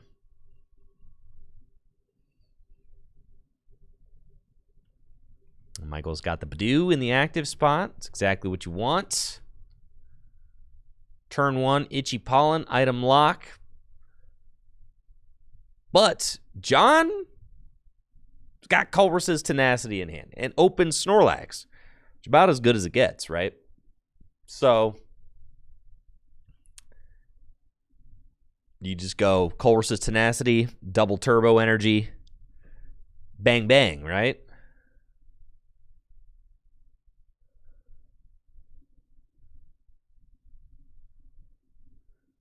So the Snorlax gonna be able to waste this Badoo. I mean, only 30 hit points. The thing's going down.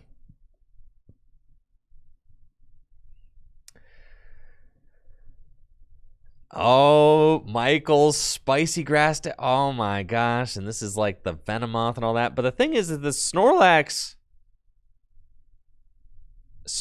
like can't be affected by effects of attacks. So the confusion doesn't do anything to Snorlax on the Venomoth, right? So that's kind of a problem, if you ask me. I'm thinking that's a little bit of an issue.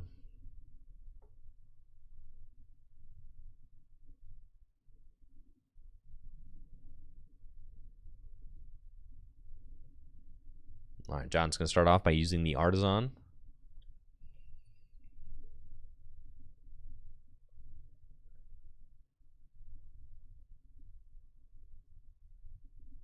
Go get Squovit. Little squirrel. Allows you to put your entire hand on the bottom of the deck. Kind of broken. And you get to draw one card. It's really good when combined with Beebrel and a Rangaroo, which allow you to fill your hands to 5 and 3 cards, respectively. And John, yeah, going for that Colress's Tenacity. Gonna get the double turbo energy and Parallel City. That's a schnasty.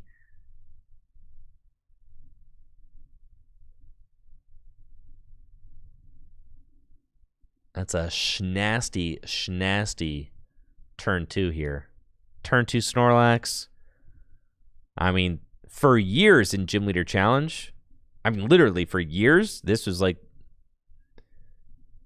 the strongest thing you could do in the format. And it's still one of the strongest things you could do in the freaking format is just go, yeah, I think I'm going to go turn 2 Snorlax. Here go. Yep. Turn 2. Going to be doing 160 damage. It's kind of a lot. Yo, what's up, Brooke? Thanks so much for that gifted sub. Appreciate it. Yo, shout outs to Brooke for that gifted sub over on Twitch. Brooke and Thad so far with the gifties. Thank you, thank you.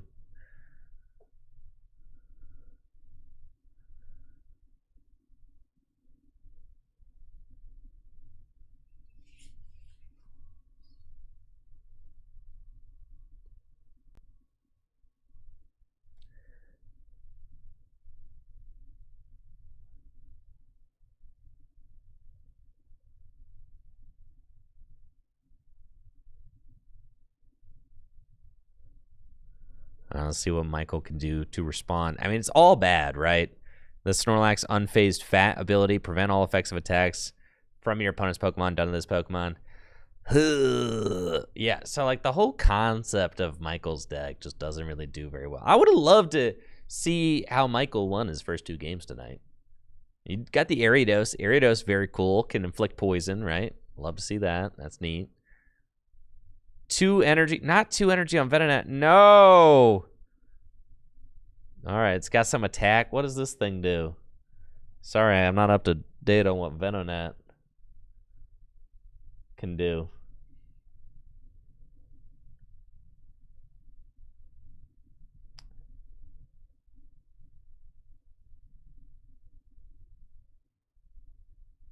Radar Eyes, look at the top 7 cards of your deck, put one of them in your hand.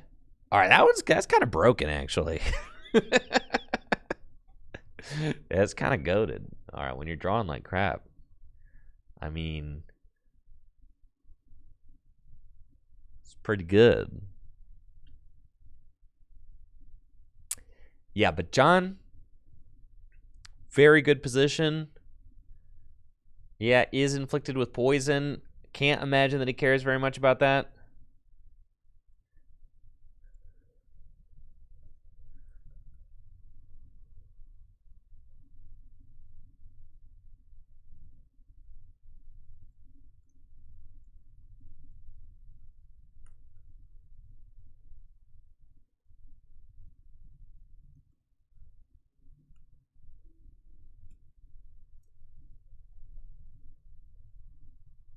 There's a Bellsprout? Wait a minute.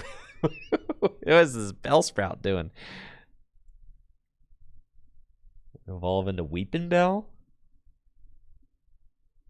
Dangerous Mucus, you think? Yeah, probably it's the Dangerous Mucus is what we're doing here. But John has Escape Rope. Yeah, and it's just going to continue mowing things down with Fan Rotom, looks like. Not getting a lot of pushback from Michael's deck, unfortunately. And this is just what, I mean, Colorless is still just really good at doing this kind of stuff, right? Like, small little knockouts with Fan Rotom, infinite draw with Squovit, Oranguru, and Bibarel, and in this case with John's deck, Dodrio, Snorlax. I mean, turn 2, 170 damage, double turbo energy. Just crazy, right? I mean, the deck is still just kind of nuts.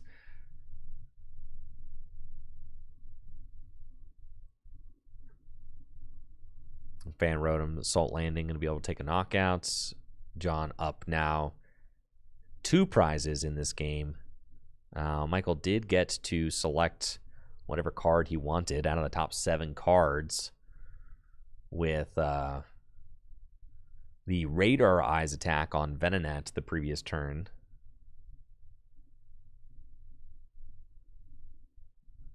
And here is Venomoth. Sure, I mean, can item lock, right, and confuse.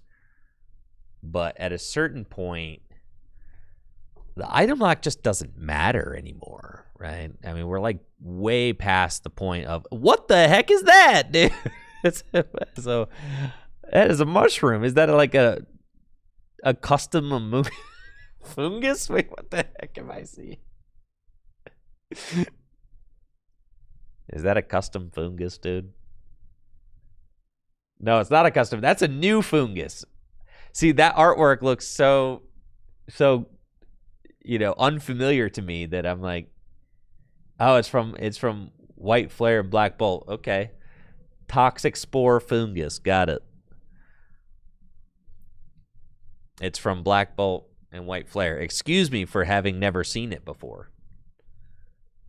All right, so we're going to bring up the Oranguru with Guzma. And yeah, because the Venomoth has free retreats. And Venomoth will unleash its annoyingness on John.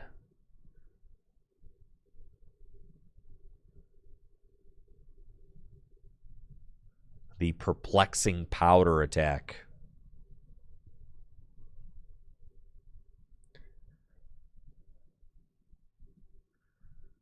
Right? Is this Perplexing Powder? No, this is not. What the heck, dude? Not this Venomoth? It's not this one. It's the, wait. It's not this Venomoth. Holy crap, dude. You got me deep in the tank having to look at all these different Venomoth. I just assumed it was this one. It's Assassin Flight? Oh my god. It's this one. Assassin Flight. I cannot believe that there are multiple Venomoth. Assassin Flight. You can only use this attack if your opponent's active Pokemon is affected by a special condition. 90 damage to one of your opponent's bench Pokemon. So knocked out the Squirrel. It's okay. All right. Okay. Okay. All right. I see.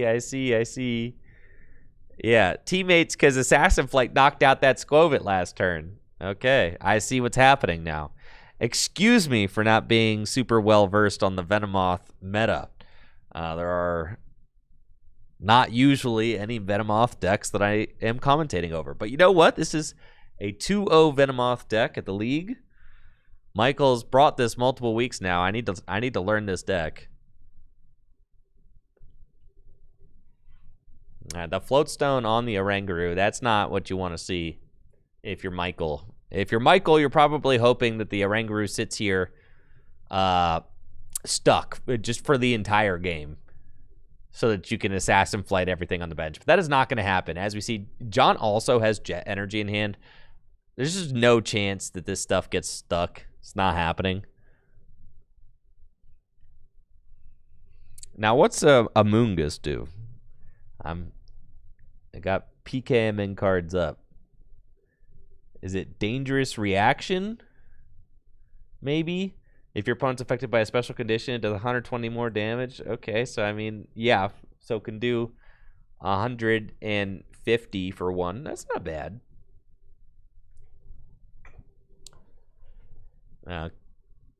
Still, what, 150 plus the poison? I mean, it's not going to be able to knock out this Snorlax.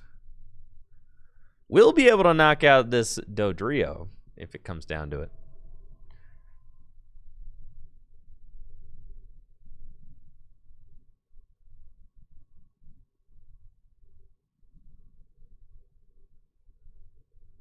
All right, here is Amoongus.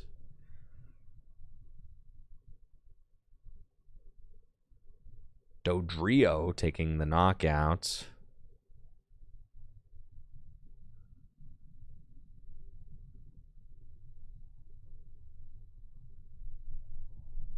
A Ladybug? Oh my god, dude. What is the Ladybug? What's Ledian? Is it the Gust one? What the...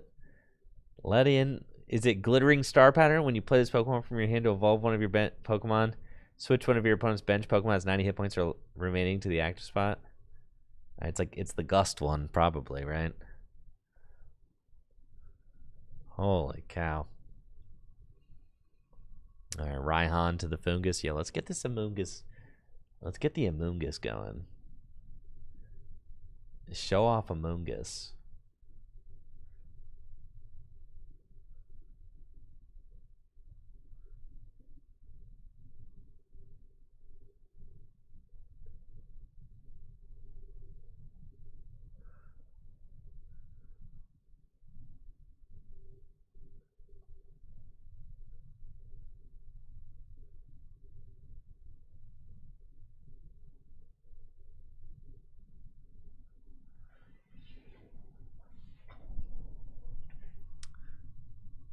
Wait, are we not going Amoongus? Where's the Amoongus? You can get the Amoongus probably with Grottle. All right, yeah, Sundren Shell. Or Turfield, I guess. Yeah, all right, cool.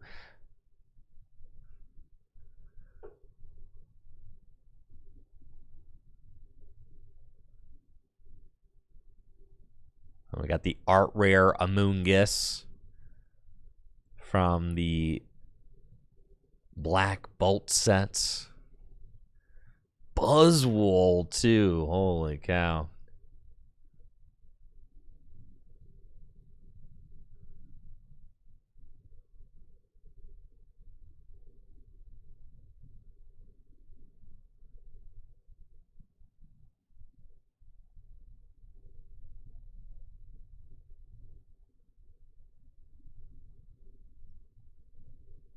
And Dangerous Reaction.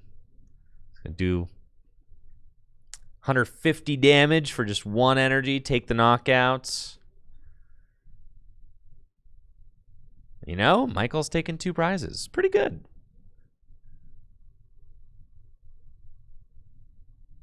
I don't really see a way how the grass deck is going to be able to compete with this powerful colorless deck. I mean, you got cards like Snorlax. Like, Snorlax just looks so unfair next to cards like this, right? I mean, Snorlax... First of all, Snorlax has more hit points than Amoongus. Like, you have to evolve Amoongus into play, but Snorlax is just a basic with 30 more hit points. And then it's got a Fighting Fury belt on it, which gives it 40 more. So it literally has 190 hit points, and it does 160 damage. Just feels so unfair.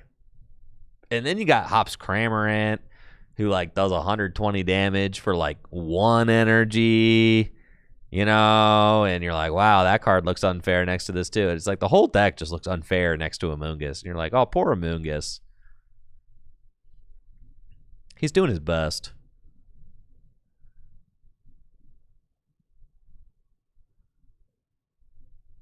I mean, EvoPress, Torterra is certainly the strongest looking card that Michael's got on his side of the board.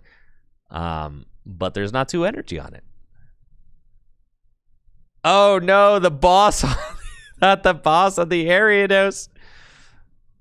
All right. If I'm Again, I'm thinking that John is like a little trigger happy with the gust. I think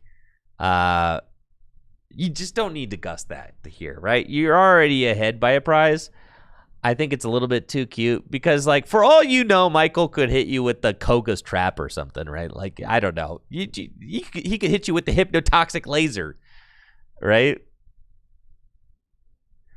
I'm just saying, like, you don't know what what kind of diabolical situation this dude is cooking. Like, you have no idea. Could also hit you with the Forest of Vitality, bring it back, take the knockout, right? Like, could also do that. So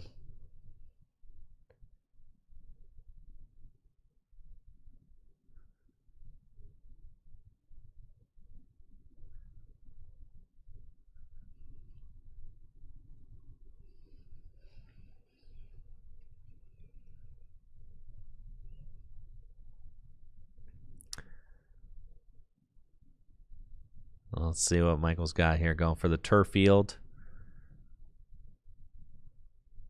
Search out a grass evolution Pokemon from the deck. Feeling tough. Could go for a seed bomb. Seed bomb can knock out Squovit. Seed bomb, for those non-knowers out there, seed bomb is the second attack on the Amoonguss. Yeah, seed bomb could go attach 2 energy committed to the Amoonguss. Doesn't feel good. It's not exactly where you want to be.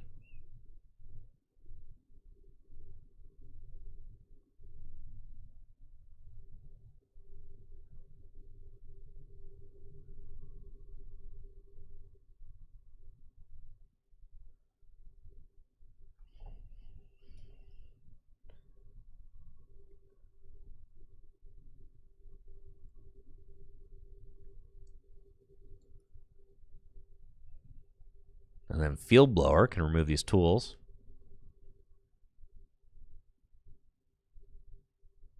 I literally said the hypnotoxic laser, dude. I said it. And this is why, John, you should just don't be cute. Just take the knockout on the,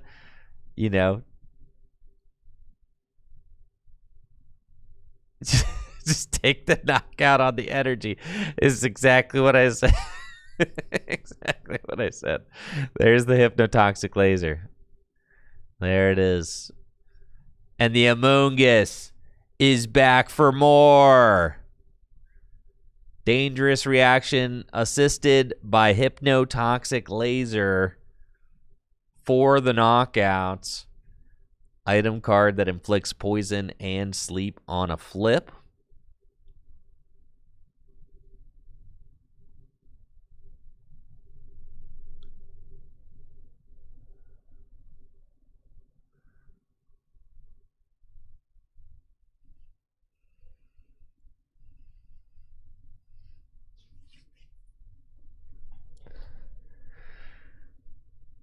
Jet Energy to Kangaskhan. And then Guzma on Grottle.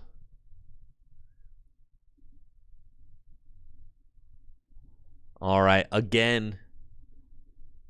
The Amoonguss gets ignored again.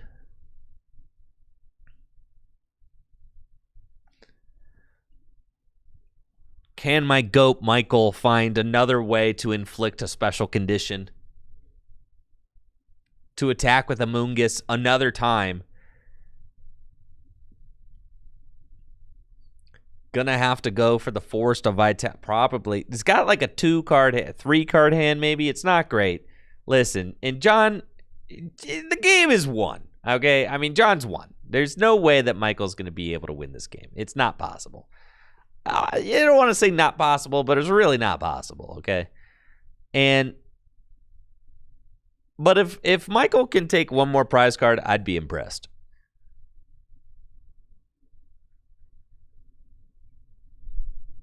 Bossing up the Oranguru, it's not a great sign. Shows that we're in panic mode here.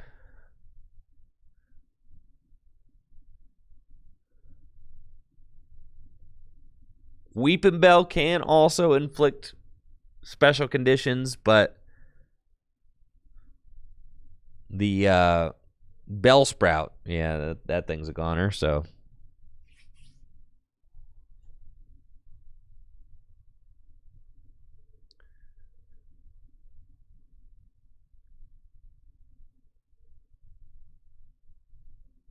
Here comes a Moongus, and will Dangerous Reaction for 30. Yep. Sad.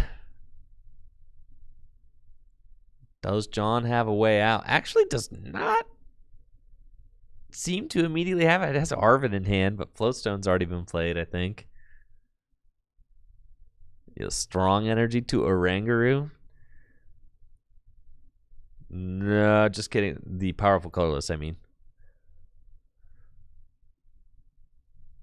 Powerful Colorless, okay. And just Lilies. For 6 new cards. No tools worth getting.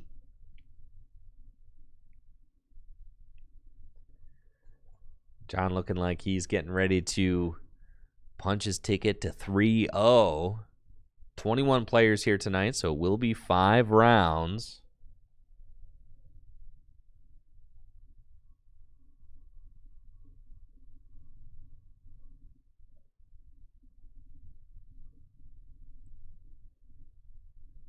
And, yeah, I mean, John's got 6 cards there. They're not great.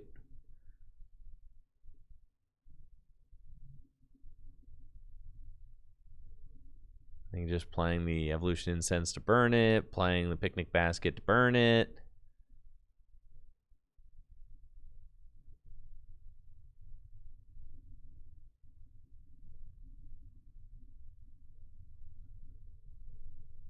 Gotta shuffle for the Evolution Incense, even if you're failing it.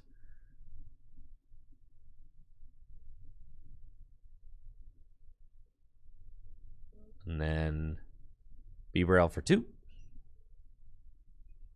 I think it has an energy to be able to retreat next turn. When Michael finds Colress, we'll be able to fill his hand up to 8. Can get 8, but it's looking kind of chalked at this point.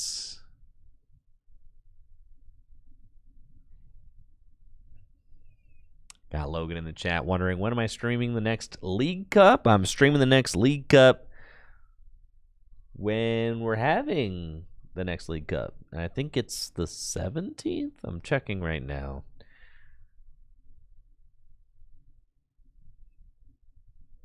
I know Full Grip posted the event schedule. February 21st, not the 17th, 21st. Yep. So I will be streaming our League Cup on February 21st, a couple of weeks.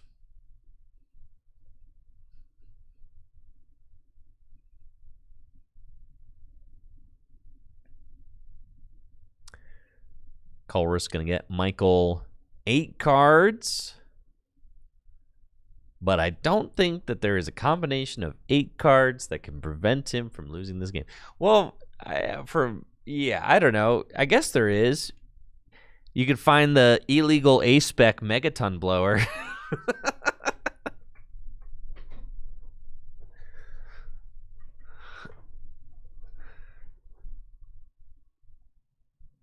Enhanced Hammer. Megaton Blower.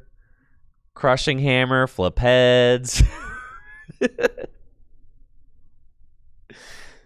Yeah, a bunch of things.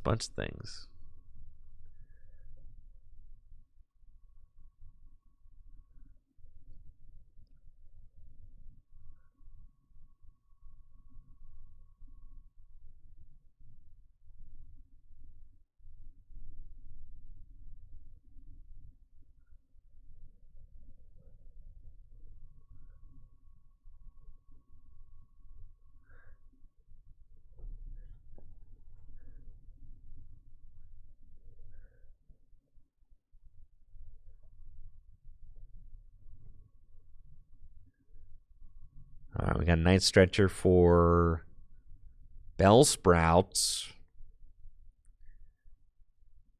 Not looking great for our hero here.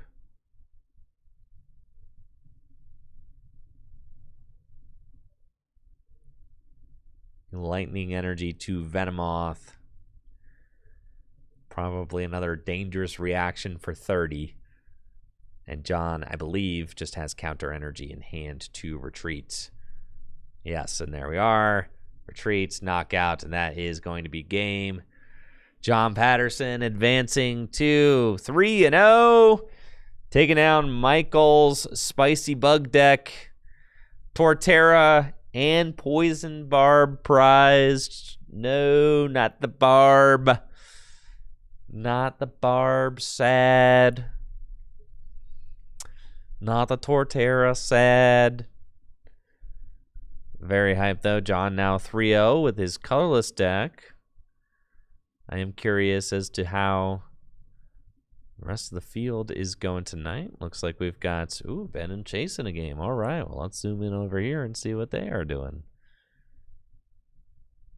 Psychic versus fighting. Wow, looks like Ben is winning. 2 prizes left.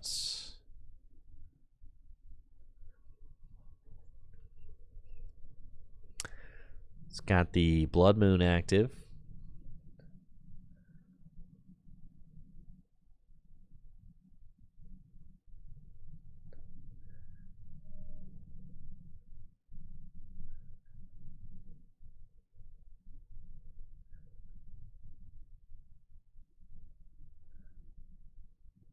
So they had Judge from Chase.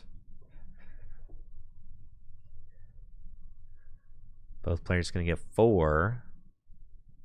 Oh, no, no, no. Skedaddle. Move. No, John, no. Killing me, John. You're killing me. Killing me, bro.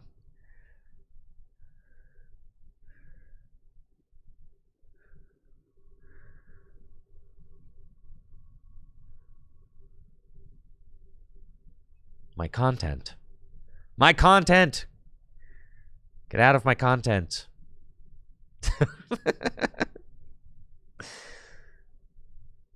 Dang, Chase is really looking cooked here. Had to retreat, doesn't have the knockout. That's like horrible. Yeah, Chase is getting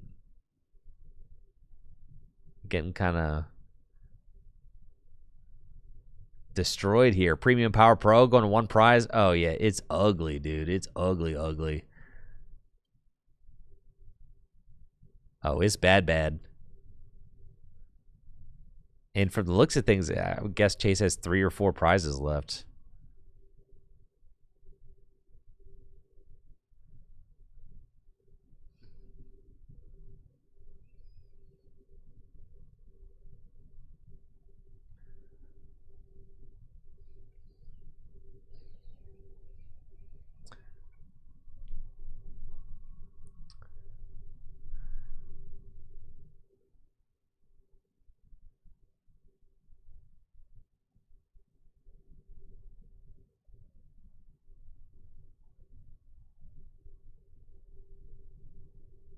Yeah, situation's looking absolutely chalked for Chase.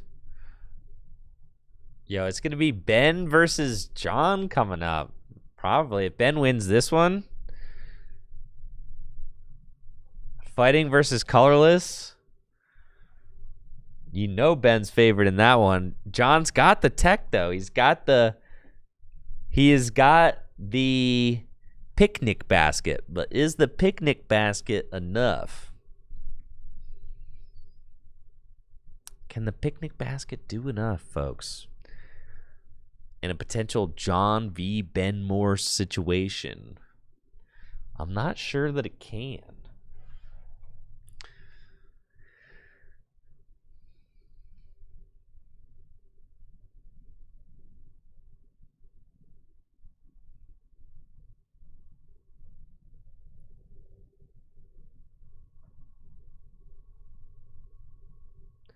It doesn't Marshadow just win?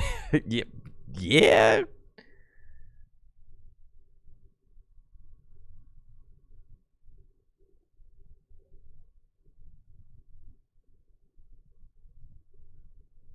And Ben Morris going to take that dub. Chase falling to Ben.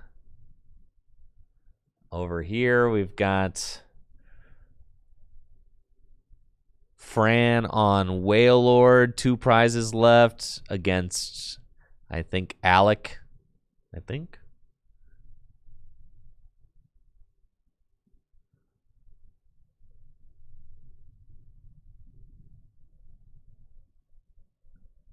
Excellent, folks. We're going to be right back after this quick break with round number 4 of 5. So don't go anywhere. Thanks so much for tuning in. Make sure to check out the sponsors, Full Grip Games, for all the best Pokemon trading card game singles and sealed products, as well as Dragon Shield for all the best sleeves and accessories. You can use code TrickyJim at checkout for 5% off at dragonshield.com. We'll be right back. This stream is sponsored by Dragon Shield. Dragon Shield makes the highest quality sleeves and accessories for your favorite tabletop games, like the Pokémon TCG. Dragon Shield sleeves are super durable, making them perfect for tournament play and collecting. They also come in a huge variety of colors, so there's always a great choice to match your deck. You can even turn your favorite photograph or design into a custom box of Dragon Shield sleeves using the Sleeve Crafter on dragonshield.com. Head over to dragonshield.com and place an order for your favorite sleeves today. Use code TrickyJim at checkout for 5% off your order. Again, that's dragonshield.com for the highest quality sleeves and accessories for your favorite tabletop games. Huge thank you to Dragon Shield for being a continued sponsor of the channel.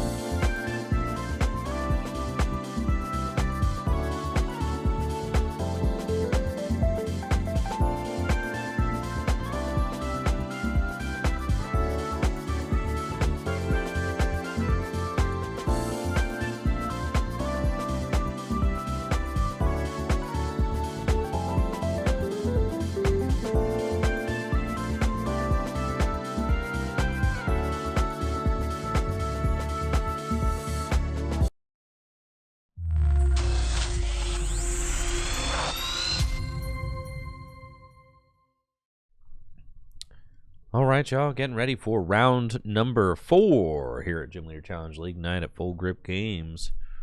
We have got a couple of 2-1s here on the tournament table.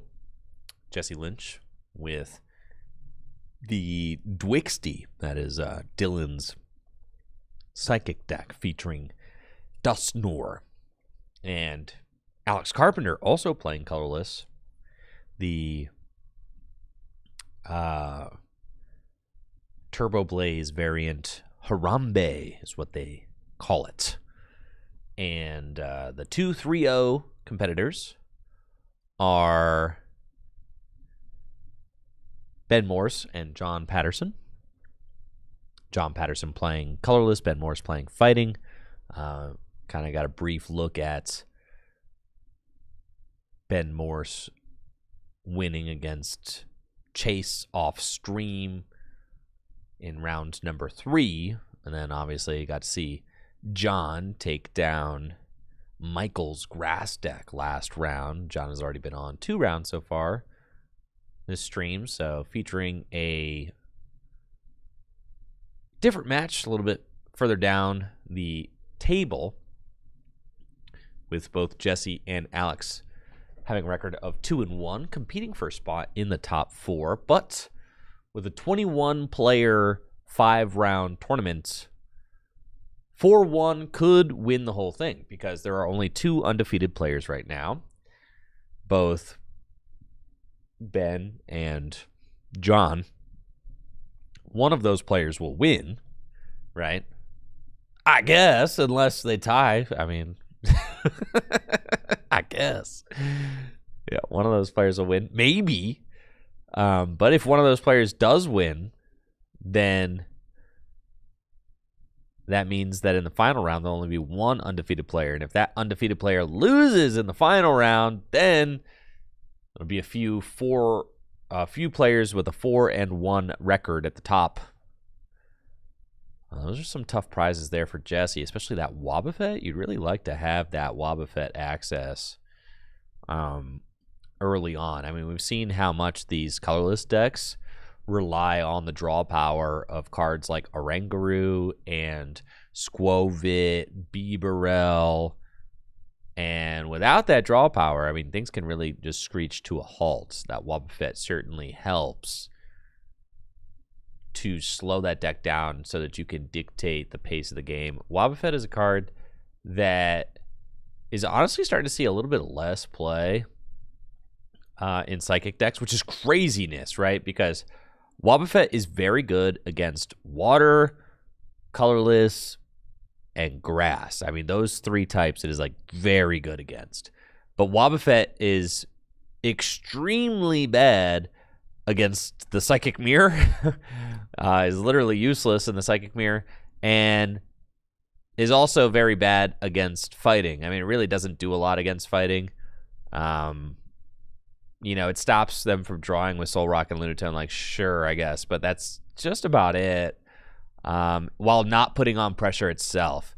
And that's the major thing, is like against the fighting deck with Psychic, you just want to be going toe-to-toe. You just want to force them to have answers. And if you just do the trade correctly with Psychic, you should win at least 60% of your games into fighting with Psychic. I think it's like a 60-40 matchup for Psychic. You just need to literally just start attacking. Like, you're fine. Wobbuffet is not that guy for the just start attacking strategy, so he's not good against fighting. It's another reason why Garbodor isn't really good against fighting, because all you're supposed to do is just start attacking. Just start attacking. That's it. Just attack. Just get attacking quickly. That's it. And you'll probably win.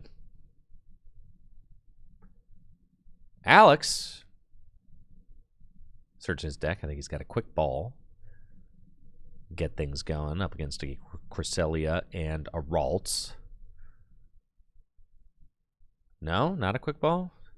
Was it a Guzmahala? It was a Guzmahala. All right, Lost City, Capture Energy, and Air Balloon. Reasonable enough. Capture Energy to the Wooloo. Evolves into Hops Dawool. the Dabwooski. It's got the Defiant Horn ability. When you play this Pokemon from your hand to evolve one of your Pokemon during your turn, you can switch in one of your opponent's bench Pokemon in the active spot. Nice little gust on an ability. And then Headbutt. You wouldn't think that Headbutt is like an attack worth reading, but it does 80 damage, all right, for 3. Okay. You follow me here. 80 damage. But then you've also got Hop Snorlax, and if you've got Hot Snorlax in play, well, then that's 110 damage right there. And if you have the Hop's Choice Band on it, well, then you can use it for just 2 energy, and it's actually 140 damage, which is quite respectable, right? So there just are ways to boost that damage. All right, Jesse just burning the reset stamp. Does have Lily's Determination. Shuffle a hand into the deck. Draw 8. I don't know why he'd burn the reset stamp there.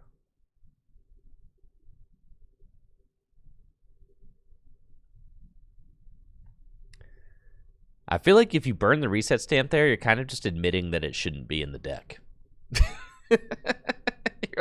You're like, I don't know why I play this stupid card. Burn it. I don't want to draw into it. Like, that's literally what you're admitting, I think, by reset stamping your opponent to 6. It's like, I'm drawing 8. I need to draw live cards. I need this thing to not be in here.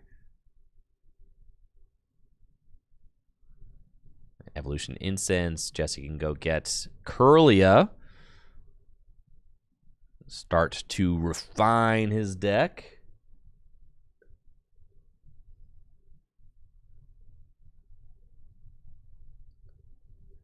Crazy to think that eventually that Gardevoir EX is going to be rotating out of standard formats soon.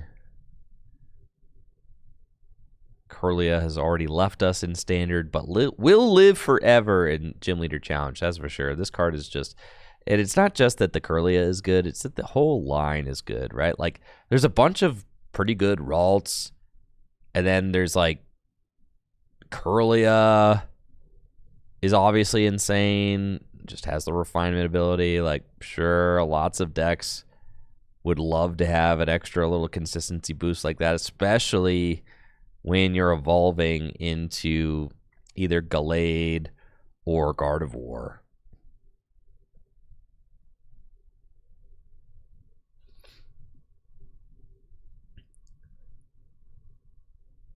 Orlando in April will be the final event before rotation, a week after Perfect Order releases. That is so insane to me that TPCI has timed things up so badly that, like, there's actually a regional championship happening a week after a new set releases and a week before rotation happens. Like, I cannot believe that. When it, like, could just be the following week, and then you would have a brand new format and a brand new rotation and a brand new set to show off. Instead, it's like you're spending $1 million on a production that is a dead format without the newest card. It just absolutely blows my mind that it seems like every single regional this year is without the newest cards. It blows my mind. I cannot wrap my mind around it. How do things get timed up like that? Why would you do that?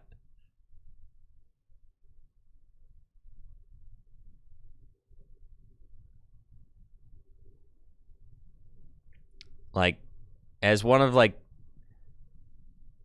the biggest franchises in the world, you schedule events presumably to help show off your cards that you're selling. And yet, consistently, like, every major event this year has been without the newest, like, within a week or two of the newest set, and they haven't been legal. It's been honestly a wonder.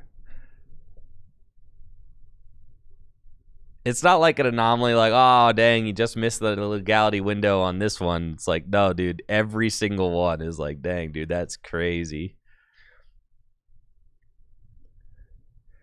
All right, we got to talk about the Swellow here.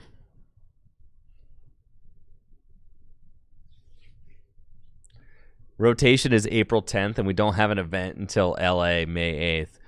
That's crazy because we do actually have an event. The Full Grip Games $3,000 cash event happening not in April, on March 27th. March 20 freaking 7th. We've got a $3,000 tournament showing off the post rotation. That is over a month ahead of when TPCI will be showing off the newest format. That is over a month. That's like 5 weeks ahead of TPCI. That's crazy.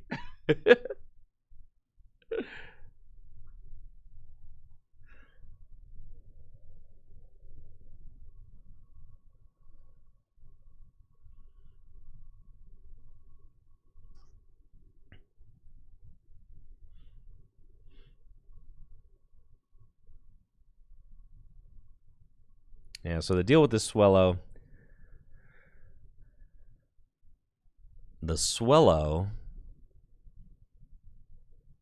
has got this trait, ancient trait, Delta Plus. If your opponent's Pokemon is knocked out by damage from an attack of this Pokemon, you take an additional prize card. So it takes bonus prizes, right? So at the end of the game, you could attach an Ignition Energy or a Reversal Energy or a Triple Acceleration Energy to Swellow, and you could attach Crisis Punch to Swellow, and you could Crisis Punch for, it's like 280 damage, and take two prizes. That is the concept. That is like the deck. It's like a colorless deck. It does some stuff. You do some things. You basically just try to get like close enough. You just try to stay in the game enough so that you can go Swellow Crisis Punch. But also, if you play Muscle Band, you can Wing Attack for 70, which will actually knock out quite a few things. So there's points where you could use it mid-game as well.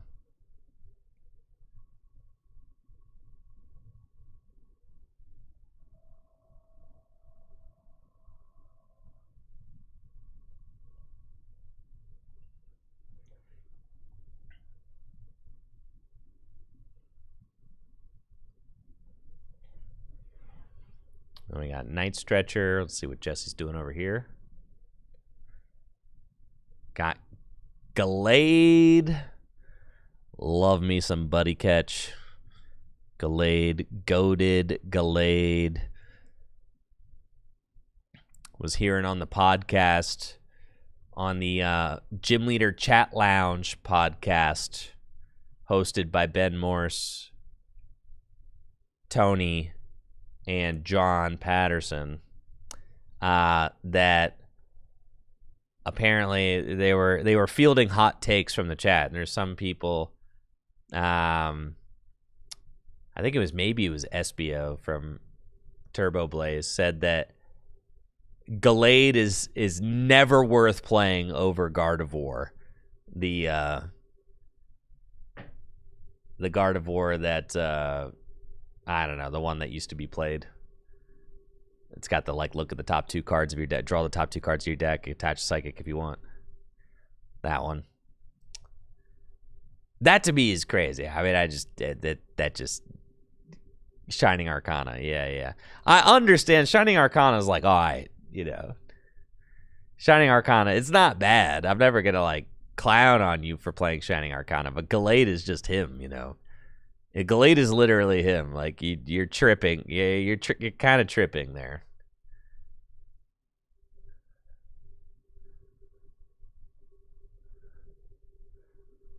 I know. Listen, guys, I know. You could go argue in the comments of Gym Leader Chat Lounge if you want. If you're getting baited, if you're getting rage baited, you could go argue in the comments of Gym Leader Chat Lounge. I'm just saying. I know.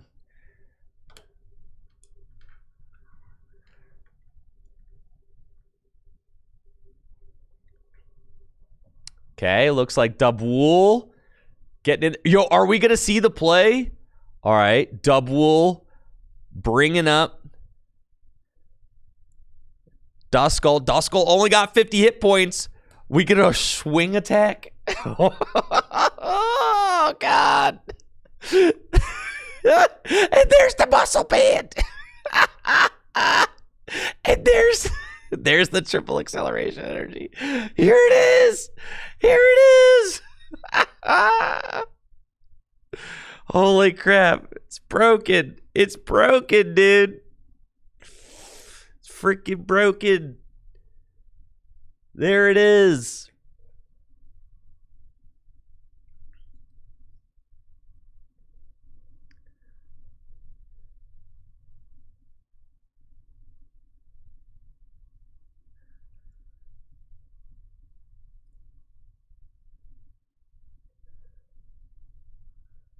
There you go. Wing attack, 70 damage, Delta plus, additional prize card. Dang, Alex Carpenter.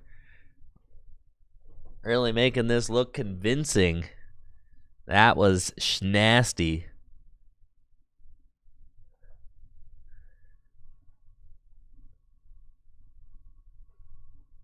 Absolutely disgusting. Wing attack, 70 damage with the assistance of triple acceleration energy. Alex got, what, 3 prizes left?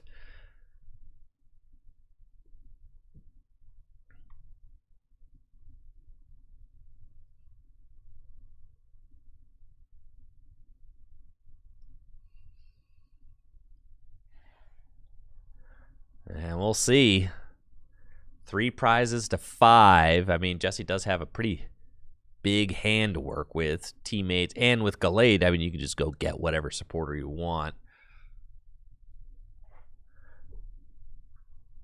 Oh, yeah, the round timer never started on the overlay. God dang it, I gotta fire this guy. All right, we're going to say it's at 20 minutes.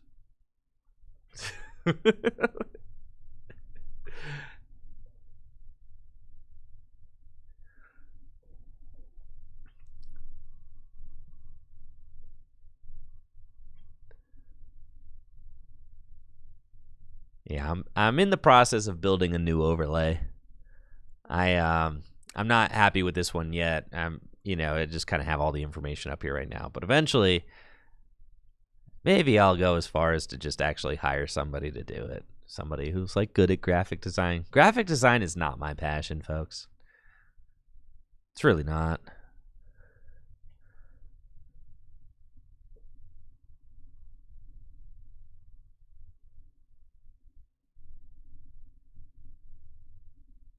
All right, so Jesse's got Professor's Letter, Dimension Valley.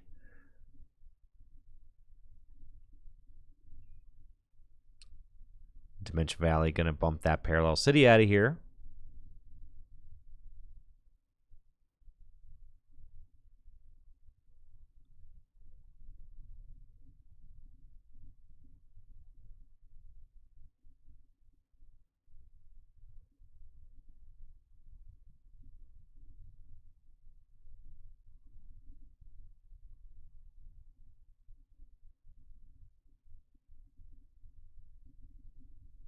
Rescue Stretcher for the Duskull. And then with the counter energy in Dimension Valley, that Necrozma will be able to just take that knockout with Special Laser.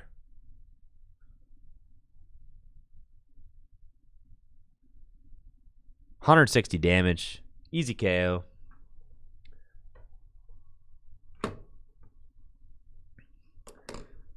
There's a Stunfisk from Ascended Heroes that could be okay. That's what I'm hearing over on YouTube.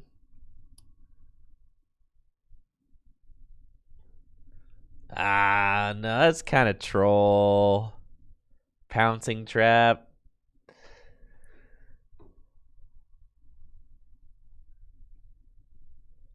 I don't know about that. I mean, maybe, I guess.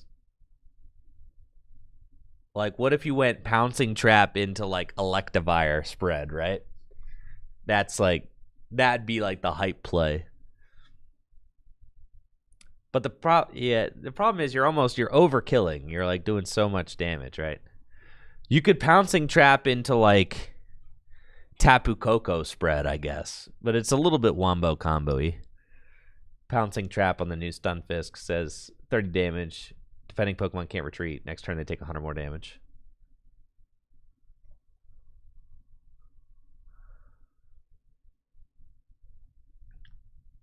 All right, Jesse's still a prize behind. 4 prizes to 3.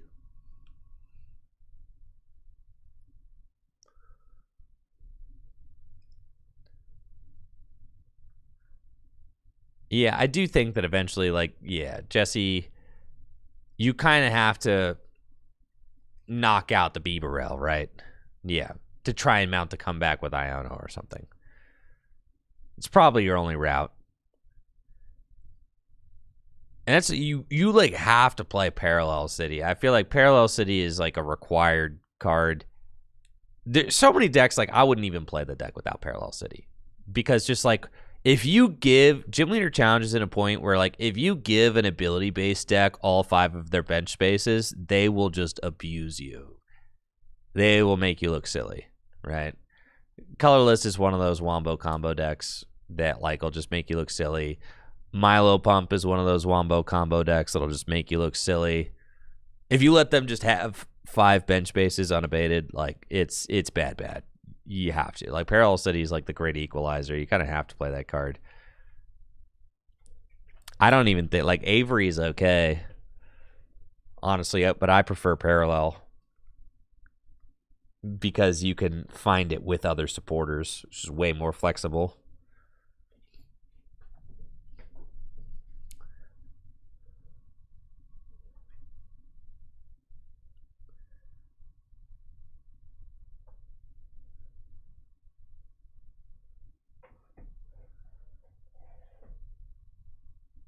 Alex just going to be able to stack his deck, do whatever he wants. He's got Cypher Maniac, Bibarel, stack 2 cards, draw into them. And you see he's stacking teammates. So it's like, okay, actually, might not even be able to draw into those cards right now. Might just be taking a knockout with Snorlax or with Cramorant. Oh, it's going to Nest Dash into him. That's right. Duh. And you just get the exact cards you need. Fill the hand to 5. Got teammates for next turn. Easy money. Special charge. If you want. Toss energy back into the deck. Cramorant going to take the knockout with the assistance of Snorlax's ability. Easy KO for Cramorant.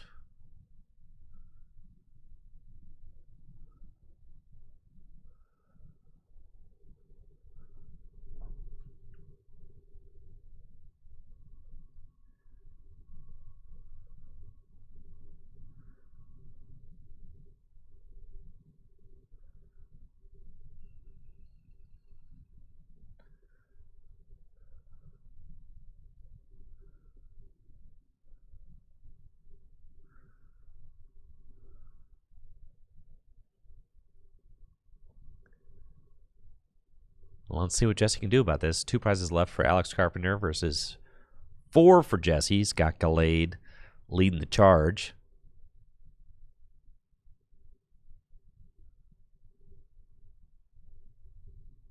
And Mysterious Treasure in hand.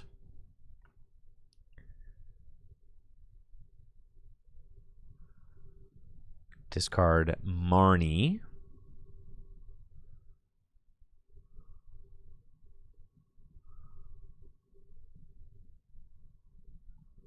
Got Duskull back as well. Duskull, at this point, like, are we doing this? You blow up Bibarel? If you could, like, blow up Bibarel, Iono, knockout, like, that would be kind of that would be goated, right? That would be nuts. If you can go Dusknoir, Bibarel, Iono to 1, you could freaking win. For sure. If he's got all that, yo, God, the Plasma Freeze Ultra Ball. I'm gonna need me one of those. Those things are hot. How much a damage Plasma Freeze Ultra Ball? Like, I want like a good damage, do you know? Playable in a sleeve. Nice shuffle crease or something.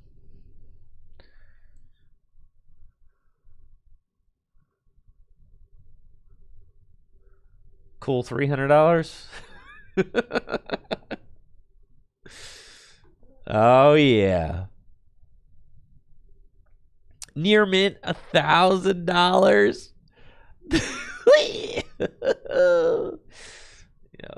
Full Grip ever gets one of those. Let's I think we get like, yeah, I got a solid employee discount at Full Grip. So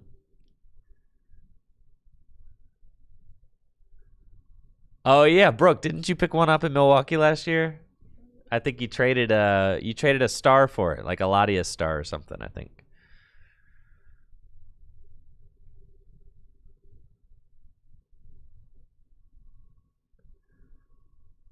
Unfortunately, I think has got Arvin for Rare Kenny. I don't think, was not able to Iono and get the Rare Kenny Dusknoir. I mean, that's like the play you really want to make, right?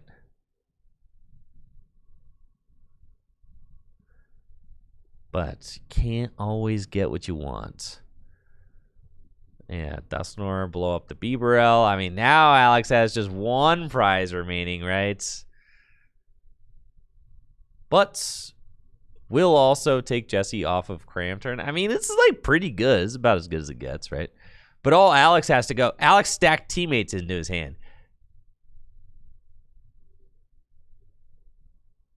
So all Alex has to do is take a knockout. He's got escape rope too. Teammates, double turbo, hop span, game. There you go. And that'll do it. Alex Carpenter advancing to 3-1. Making a convincing show with the colorless Harambe deck. Congratulations to Alex. Jesse put up a fight in that game with the Dwixty, but will fall to 2-2.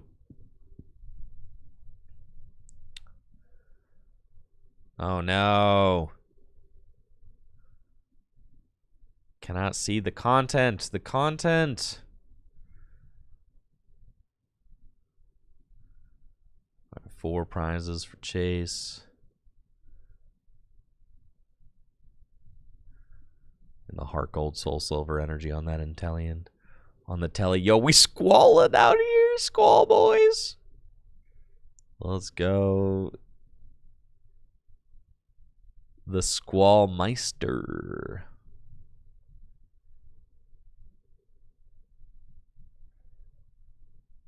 Dang, that's kind of crazy.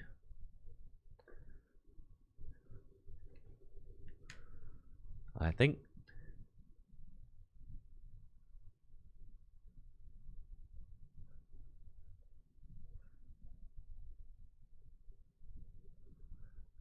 can I get a peek there?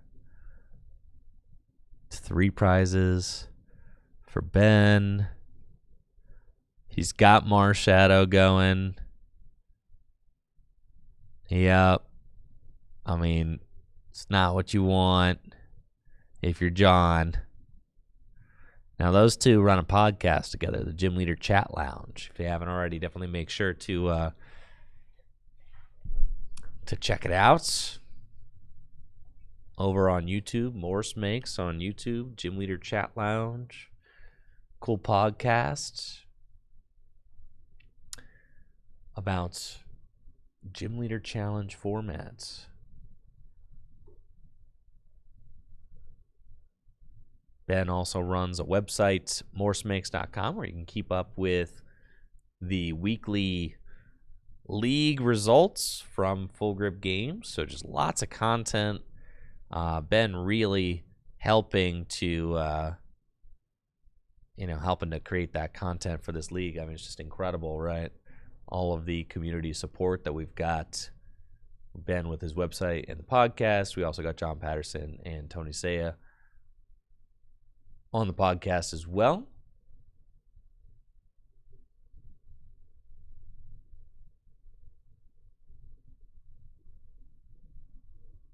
There we go, morsemakes.com. Take a look at the badge board right now. Alex Carpenter, 5 badges, dude. Already got 5. Week 26. Just over halfway.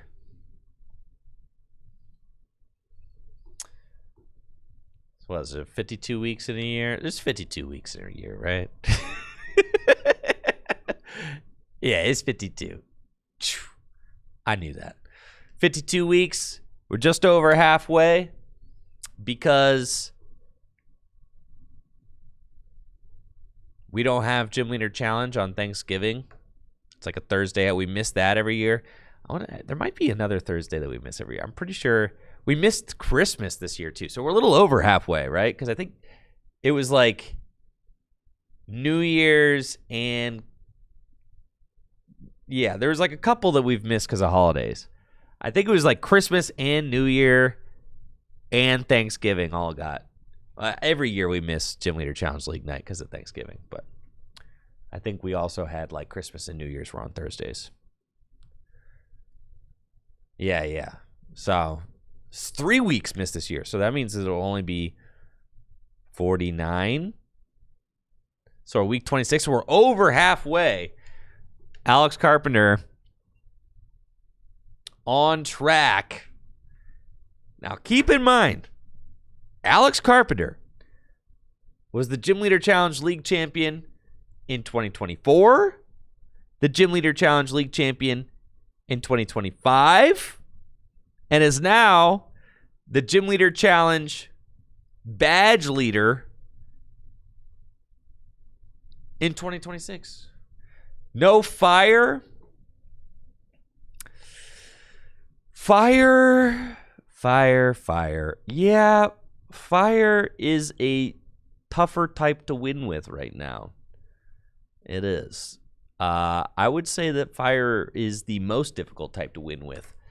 But people used to say that about fighting. And now look at fighting.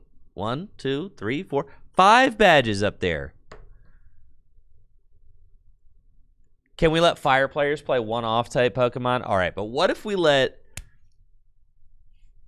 I talk about crazy format ideas all the time, and they always get shut down. All right, but what if every type was allowed like 2 off-type Pokemon of the same off-type? What if every... What if every Gym Leader Challenge deck could play 2 Pokemon of one off-type? So that would allow you to solve your problem of like, I can't play Tyranitar, right? What if? It would also allow every type to play Bench Barrier if they wanted to. Every deck could splash a Roserade or a 1/1 Octillery if they wanted to. Bidoof, Beaverell in every deck. Or Remoraid Octillery. Eevee lovers, right? Rejoice.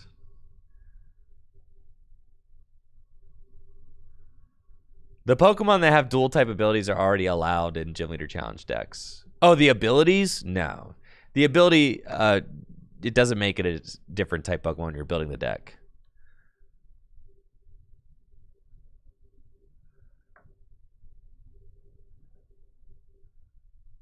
Yo, thank you, Marco, for that Prime sub.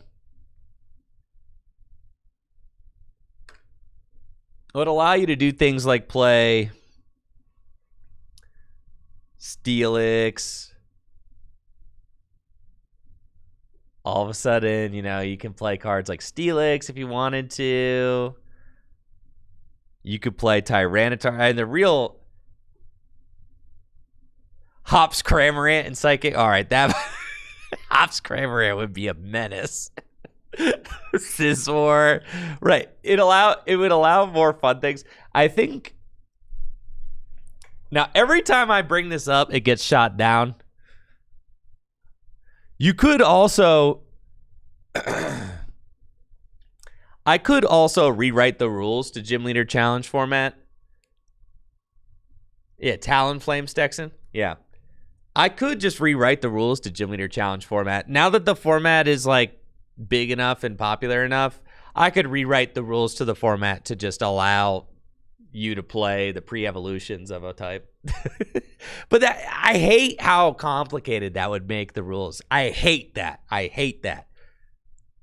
From the bottom of my soul, I hate that. Right? Because like what? The rule would have to be, okay, you would be allowed to play pre-evolutions of a different type so long as you do play the final evolution. But like, okay, so long as you do play the final evolution and it's like, you know, you could play Curlia in metal. Good. Wait, what? Is there a metal Gardevoir? Or but yeah, you'd have to like word it like that. And then like you'd have to make it so that like you would have to have like the correct Pokemon would have to be in the deck.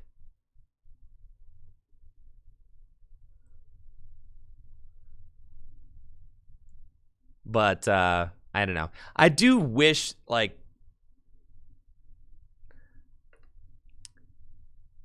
Curlia and Fairy deck. Right, you could play Curlia in your Fairy deck, sure.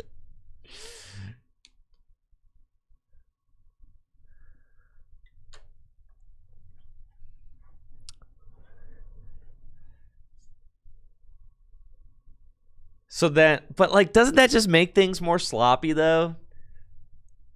As far as like the rule, I love how simple the rules are. It makes the format very easy to pick up, learn, share, and spread and share with friends and all that. I love how non-complicated it is. I feel like, but God, I wish we could play Tyranitar. Tyranitar is the best card that Darkness has had printed in years. And it's like held back by the mono type of the format, right? So it's like you could allow for every. You can play Grimsley's move. Yeah, I know. Yo, you could play Curlia in fighting. wait. Yeah, you could play Refinement Curlia in fighting because you play this guy. Yeah. So then you could play Ralts Curlia. You got Refinement Curlia in fighting. Yeah. See that, and that's like little things like that. Like you're gonna, if you know, do you need to give fighting Curlia? Like, no, you don't.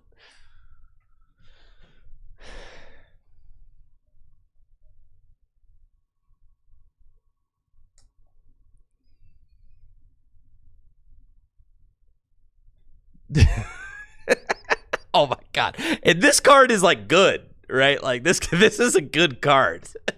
Because of course it is, right? Yeah, Premonition plus Lunar Cycle. I know. Well, imagine a turn you go Curlia Refinement for 2, Evolve into Gallade, Premonition, Lunar Cycle, draw 3. I mean, yeah, right?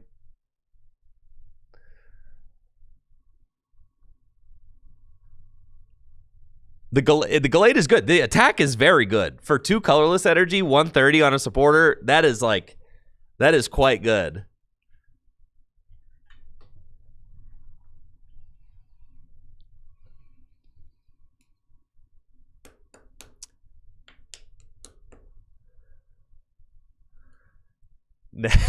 I think we should ban fairy so people stop talking about it.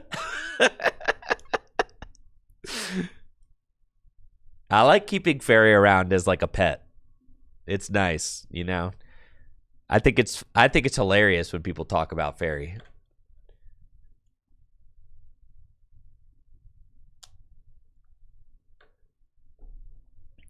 But you do kind of like start to see.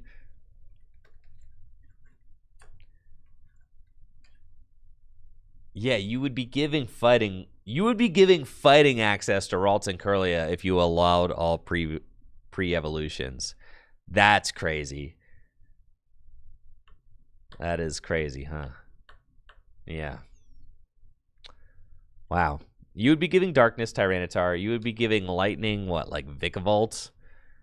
The craziest thing is if you did do that, you would just be buffing fighting, right? Because all of the evolutions are like trash. Vikavolt would be like the best grass card or the best lightning card that would be become playable, right?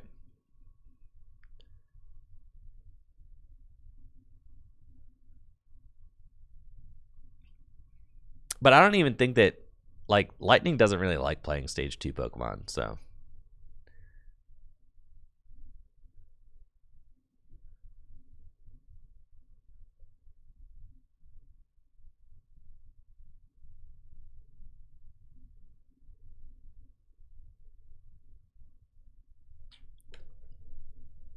Let's see. Anything good in Ascended Heroes? I don't think so. That new Psychic Energy is crazy from the next set, though. That new Psychic Energy is nuts. Allow Vikavolt, also unban Amazing Raikou. Amazing Raikou does not need unbanned. That's for sure. Oh, the Rayquaza's okay. I would say the Rayquaza is very okay. There's too many cards in this set. Yeah, the Rayquaza Breakthrough Assault. I mean, the thing is that Rayquaza just kind of slots very naturally into the Drago box deck, so you just might as well do that.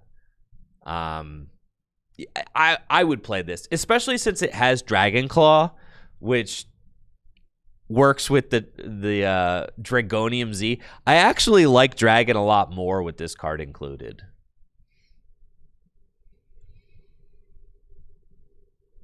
Yeah. Destructive Drake GX.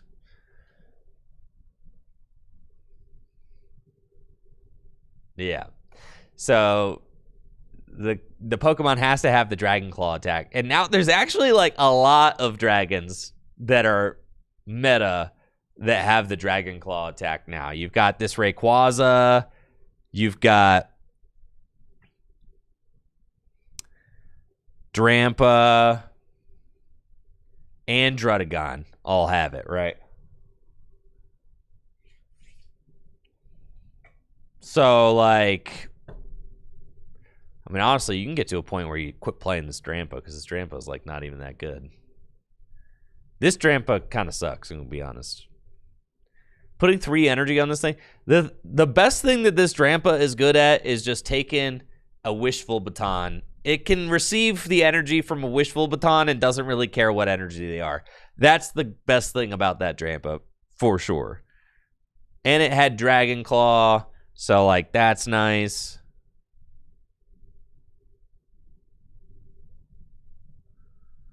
Yeah, you could go back to Berserk Drampa. Now, this Drampa is actually good.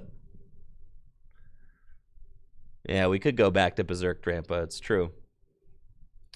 I might be going back to Berserk Drampa now that we have the Rayquaza who can use Dragonium Z and is like just a better Pokemon.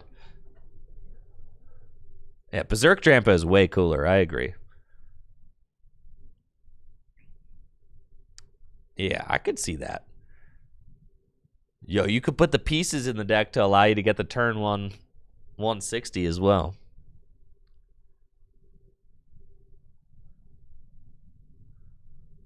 Why don't we get other types that could use other Z crystals with Air Slash and Tackle that are viable? And I don't know.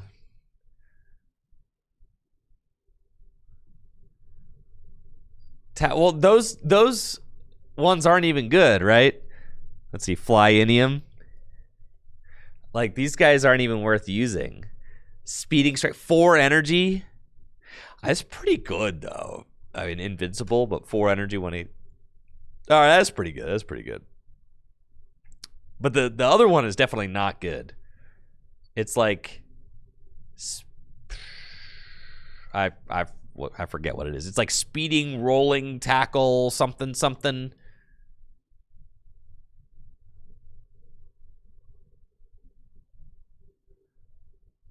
Normalium. It's Normalium, isn't it? Normalium Z.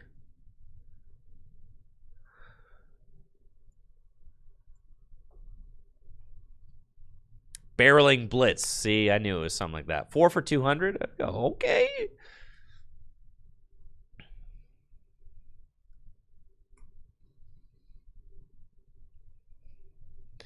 All right, who's got tackle? Slurpuff? Not worth it.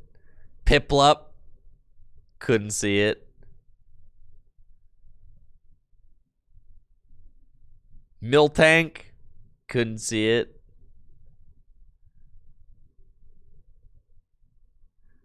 The problem is that, like, you're mostly... You got Pokemon who you, like, wouldn't play...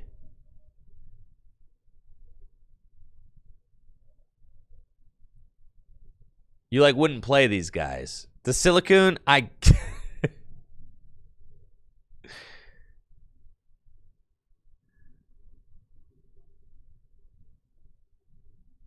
Hoot Hoot. Yeah, you, like, wouldn't play these guys.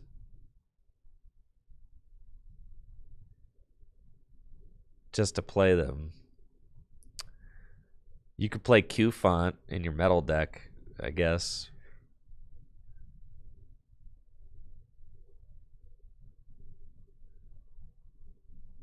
All right, and then what about Air Slash?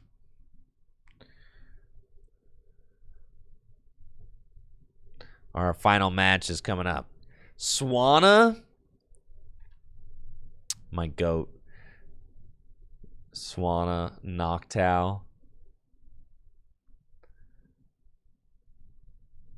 Golbat? All right, now we're talking. Tornadus? Oh, yeah, Tornadus. I've seen that combo. Unpheasant. Yo, Flyinium. All right. Got our 5th and final round coming up, folks. Let's go. Let's go. Let's go. And it is Ben Morse. Tyler Price. Ben Morse. Taking down John Patterson. With his colorless deck. Ben Morse now knocking on the door of his fighting badge. If he wins, he wins. But if he loses, it's going to come down to resistance.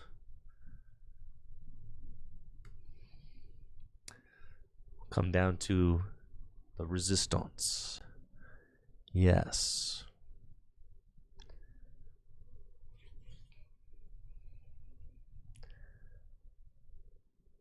Can Ben Morse seal the deal with the RDT deck?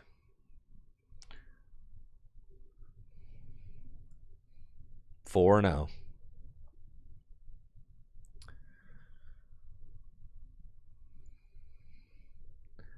Tyler Price 3-1. Well, let's go.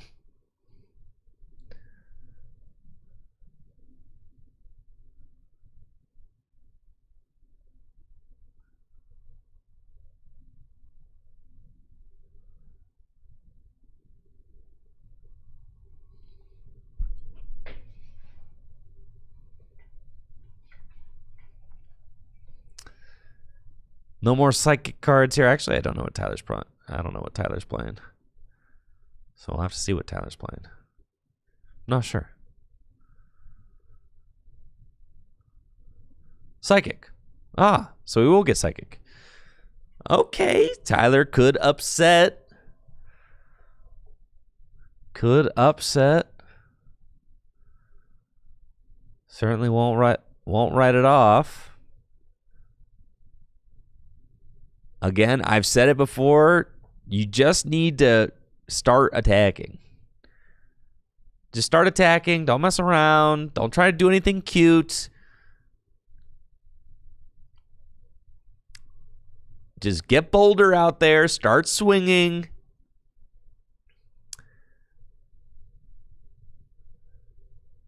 And you'll be fine. Everything will be fine.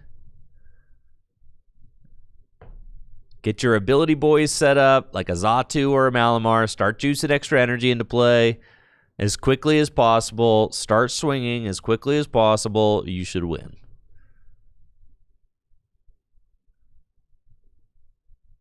All right, and we're off.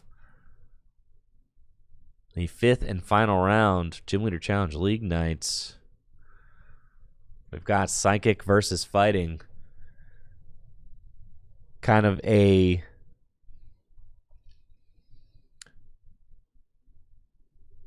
format-defining matchup, I would say. Wouldn't you?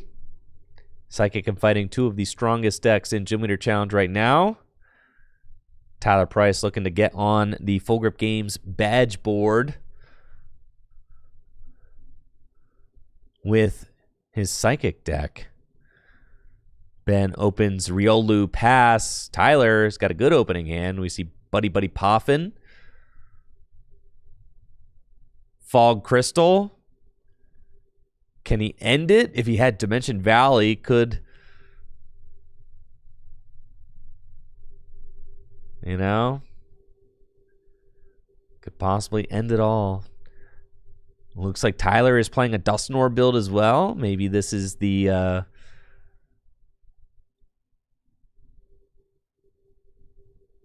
the Dwixty I've heard about.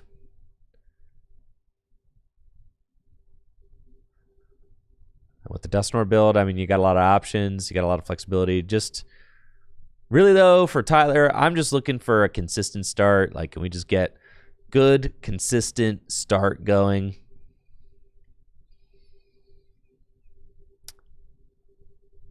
For the Psychic deck. It's one of the reasons why I'm playing Cleffa in, like, every Psychic deck. Because just one of the ways that Psychic loses is if you just have a slow start. So, Cleffa is just one of those cards that's so easy to get into on turn 1. And can allow you to have those explosive starts and get your abilities into play on turn 2 and start moving. But for Tyler here, I really don't mind just like Fog Crystal for Boulder, put an energy on it, and say, all right, next turn, I'm going to go get Xatu, Clairvoyant Sense, bam, and we're in, right? I mean, Tyler's basically got like a brilliant hand. I mean, it's incredible. Oh, nice. Tyler actually looks like he's got kind of like his own brew. He's got Necrozma in there, too. That's cool.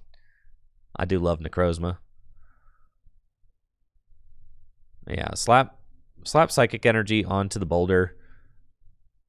Or, what? This doesn't really seem worth it to me. Because...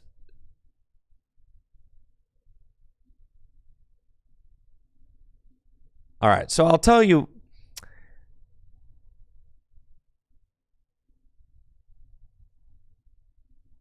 Yeah, I guess, right? Like, I guess.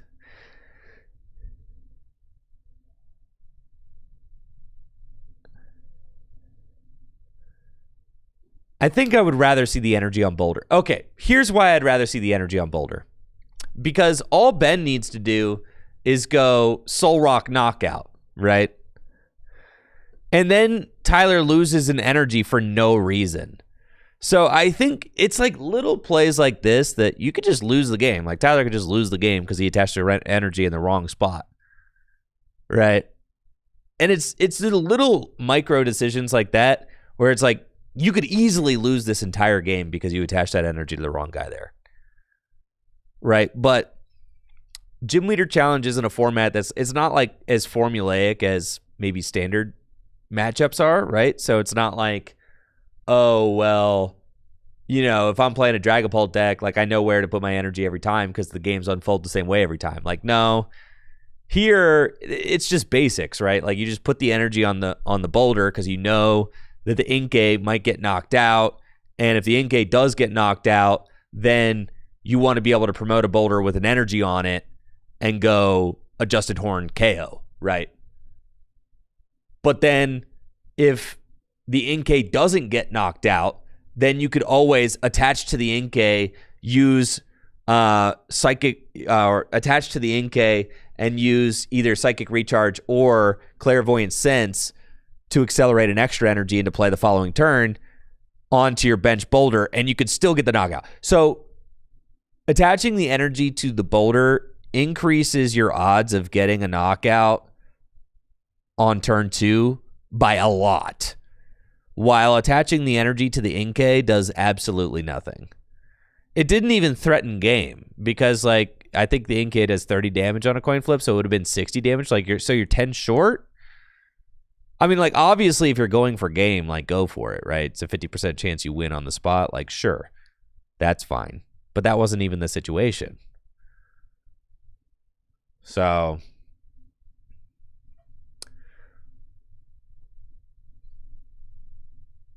and the thing is that Tyler's hand is just absolutely loaded. So there's his hand is very, very good.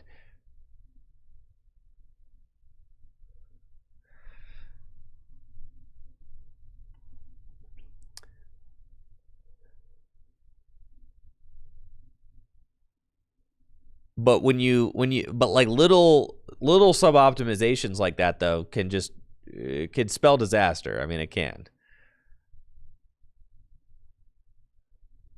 Looks like Ben's not going the Soul Rock route though. And Soul Rock could be prized. It could also be that Ben just wants to go for this here.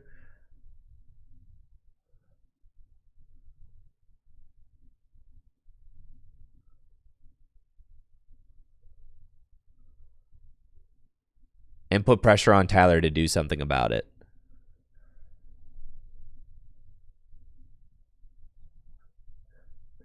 Now, Tyler should be able to get this knockout. Tyler should be able to get this knockout. He's got Mysterious Treasure in hand. Match hand sizes with Ben. Go Clairvoyant Sense. You could do 80 damage. I guess you could go get Cress. Oh, there's Cress too. Yeah. So get Letter. You could get Cress. You're not going to knock out the Tinglu, but you're going to save everything. Yeah, I think if Ben had Soul Rock in deck, I really don't see why Ben doesn't just go knockout there. That to me just seems like a stronger play. But I guess might not have had a way to get both Lunatone and Soul Rock. So maybe this was just the only play you could really make. Maybe didn't have access to both. Yeah, Cresselia here is quite good.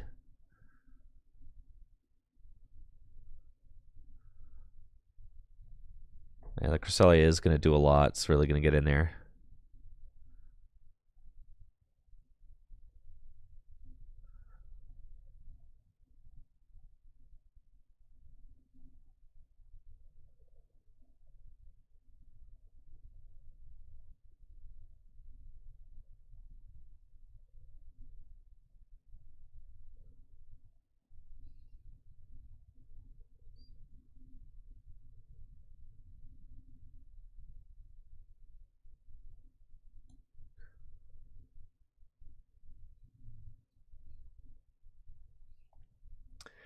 Yep. Moonglow Reverse can heal Tyler's board. Move damage counters to Riolu. Take a prize. And that just puts him in a really good spot. Yeah. Tyler's just in a really good spot with that play. For sure.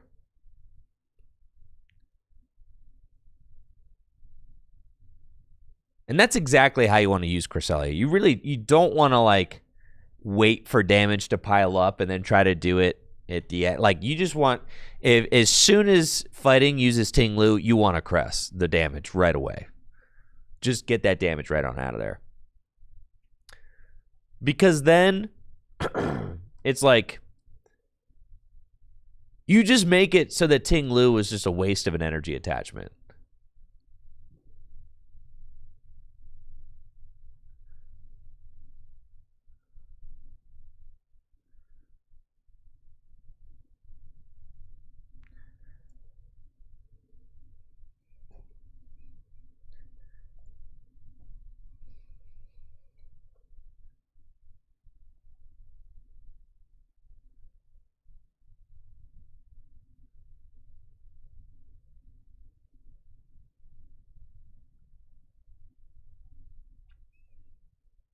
Is Pokepad legal? Yes, we're playing with Ascended Heroes cards legal for our leagues. Absolutely.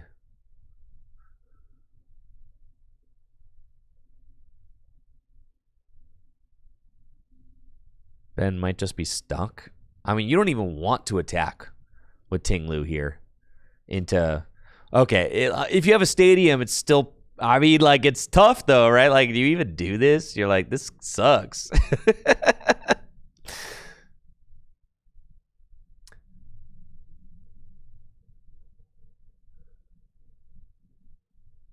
All right, Ben, so far, has taken a lot of time here.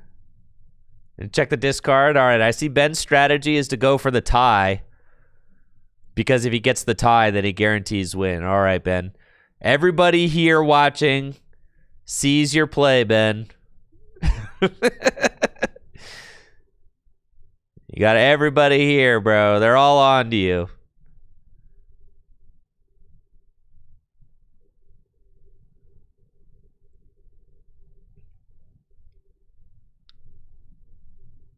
All right, Tyler's got Pokepad.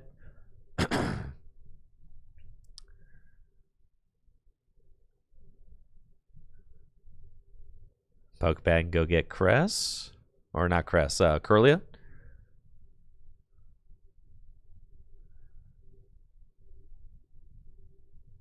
Listen, man, the only way I know how to fix slow plays, you got to call it out, right? You just got to keep calling it out. Ain't nothing. I can't sit there with a ruler and slap their hands. You just got to keep saying it until eventually the embarrassment catches up.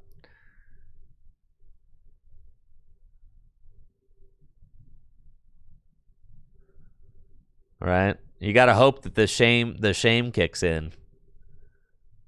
All right, Curlia, Refinement, draw 2. Now Tyler plays at a good pace. Decisions are getting made. I like it.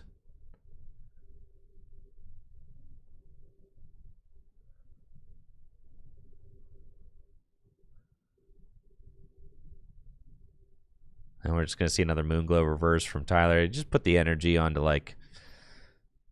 does it really matter? Probably Dogi. Put the damage onto Dogi, I think. You don't really need to Guzman. Listen, Tyler, I said you were playing at a good pace, so don't abuse that. You just put it onto Dogi, I think. Yeah, I like that.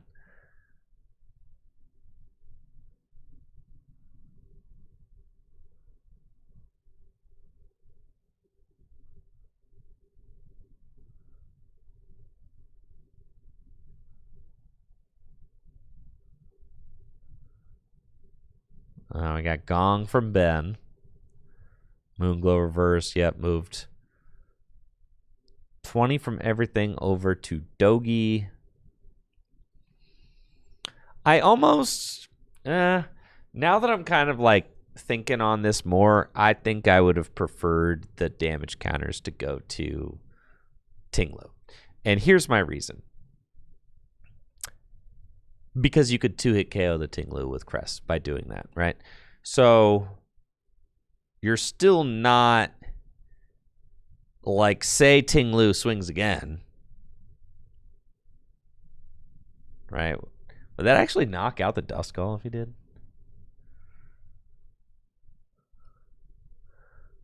Does Duskull have 60 hit points or 50?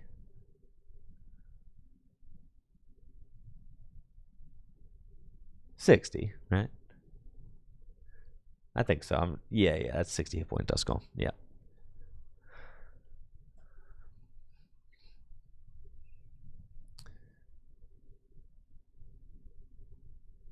So yeah, I think that I would have preferred Tyler's Moonglow Reverse to go to Tinglu so that you could go double Moonglow Reverse. Like if Tinglu swings again.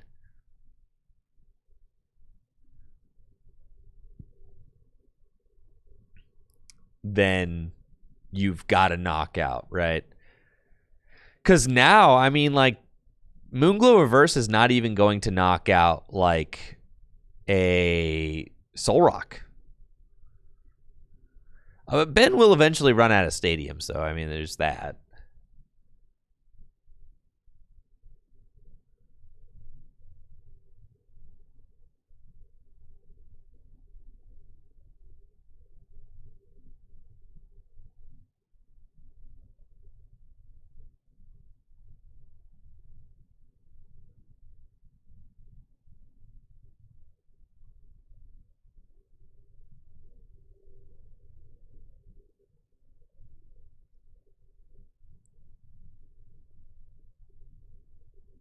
But then again, maybe Tyler made a great call by not going for 2-hit KO on the Tinglu, because now the Tinglu is stuck.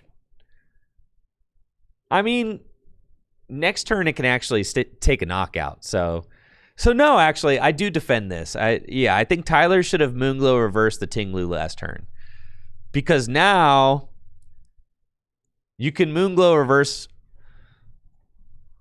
I guess, for like 90 damage. Not even 90. You're doing 2, 4, 6, 70 damage. It's like, might as well put that on the Dogi too, I guess, right? That way, if you play a Hex Maniac or something, you could just knock out the Dogi with a Hex.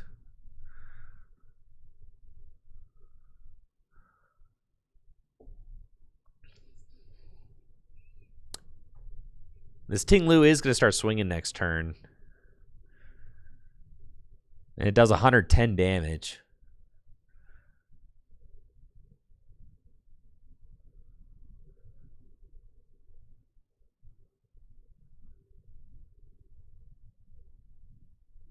Mystery Energy. Uh-oh. Yep. Tyler didn't read, bro. You didn't read, bro. You got to discard it.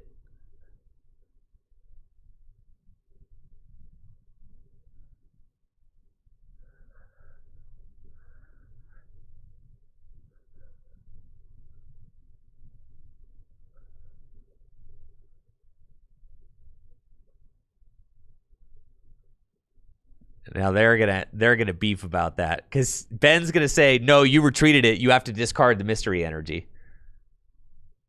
It was a retreat, yes. So Ben's saying that Mystery Energy belongs in the discard pile, and it's true, it does.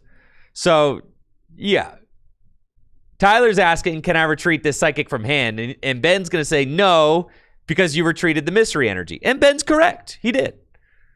Now, Tyler can ask, can I take that back? But you can't just act like I didn't do that, right?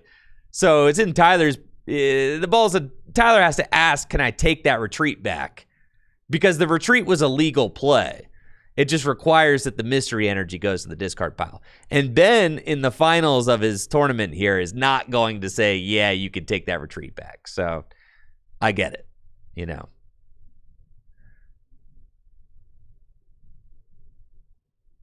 I don't do that. Don't freaking do that, Tyler. Yeah, don't do that, bro. do not freaking blow that thing up, man. Thank God. All right. Thank God. All right. Yeah, do not blow. Horrible play, bro. That would have been a horrendous play. All right, keep your head on your shoulders, Tyler. Keep it together, bro. All you need to do is not throw, and this game is yours. All you need to do is not throw. 20 minutes. Not a lot to show for it yet, but that's okay. Tyler's board is looking strong. He just needs to, you know, He got the crest out. He did the Moonglow reverse. All right, just going to be a pass from Ben. Ben's sitting on Raihan in hand. Doesn't have a lot else going on. Tyler, he's got what he needs. Just use refinement. Don't even put that stadium into play. Don't let the Tinglu do the Tinglu stuff. Evolution Incense. Now you got Dusknoir, right? I mean, you can make some magic happen. You could also go get Gallade if you wanted to. I like just go get Gallade. Go get Gallade. Get some better supporters. Buddy catch, all that.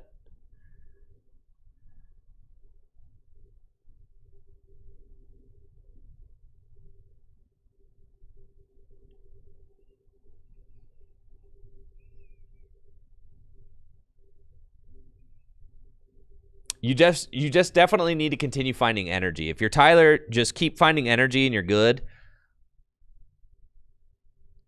Maybe Gallade is in the prizes.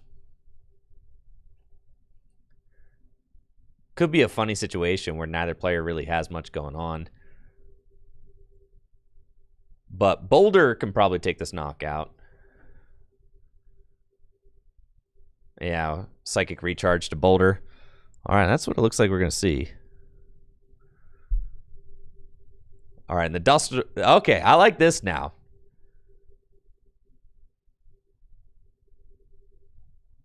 Malamar in play. And then Boulder will take a knockout. All right, I like that. I like that. Just clear it, right? Because I really like that play from Tyler because the Clops actually put the threat to Boulder down, right? And that was really important because the Ogie Dogie could actually knock out Iron Boulder, could do 170 damage, take that KO. And Tyler needed to get rid of that threat. So over the course of the last few turns, I mean, Tyler deciding to use that Cresselia damage to put the damage onto Ogie Dogie. The reason I didn't originally like that plan is because he was short of the two-hit KO with Cress, but then being able to finish off that two-hit KO with the Dust Clops, I think made that line actually work out. And now Tyler, I would say, is running away with this in a very convincing manner. Tyler's in a really good spot right now. So just keep on trucking. You got Malamar, right? You've got Curlia. Draw cards. You got a Tinglu who can't even take a knockout on you because, well, like you don't never say never, right? Because Tinglu, it's got a strong energy on it, so it's actually doing base 130 with its second attack, and then Premium Power Pro could put it up to 160. I mean, then you still need another. You still would need like another buff to get there. So, like, yeah, it's not happening.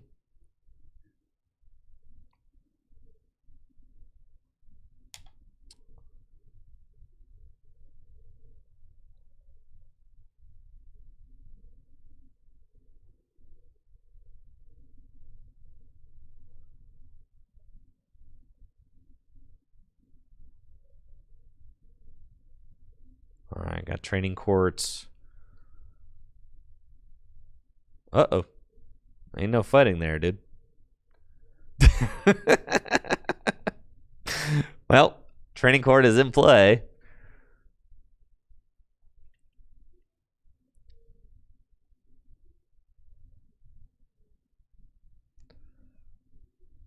Blood Moon just gets benched. Oh, my goodness.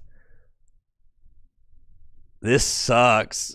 I mean, yeah, Ben is just getting kind of put through it right now. All right, just going to spread with Ground Crasher. No, actually, he's going for the first set. I was going to say he's not Ground Crasher. He kind of has to keep the training court, I think.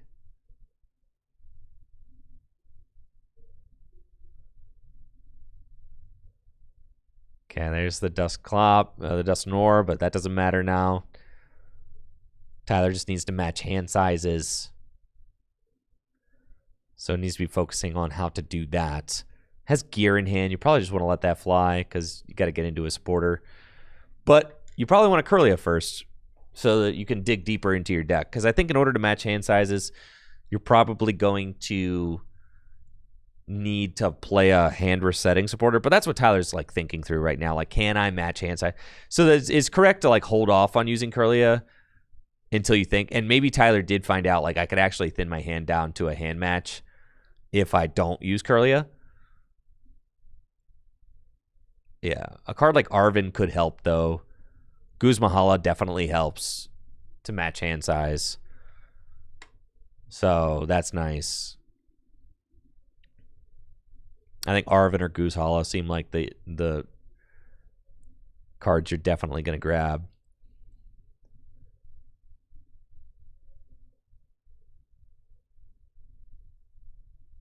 Yeah, it looks like it's going to be Arvin.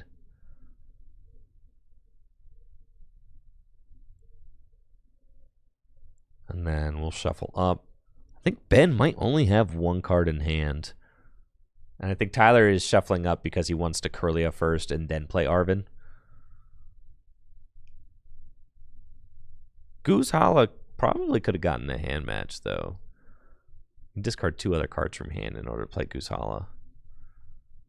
Yeah, Refinement, discard that. Okay, got Rescue Stretcher. Those are 2 burnable cards. Arvin, Ultra Ball could do it. But, like, this just might not be a hand match situation. You got Stretcher, put 3 back into the deck. Oh, it does have Float Stone. So you could pivot and do anything else. I mean, you could pivot and just... I actually would really like to see, like... You could go like Float Stone, the Boulder, and put an energy on Cress and break Blood Moon's Focus Sash with Moonglow reverse. I think I would actually like to see that play.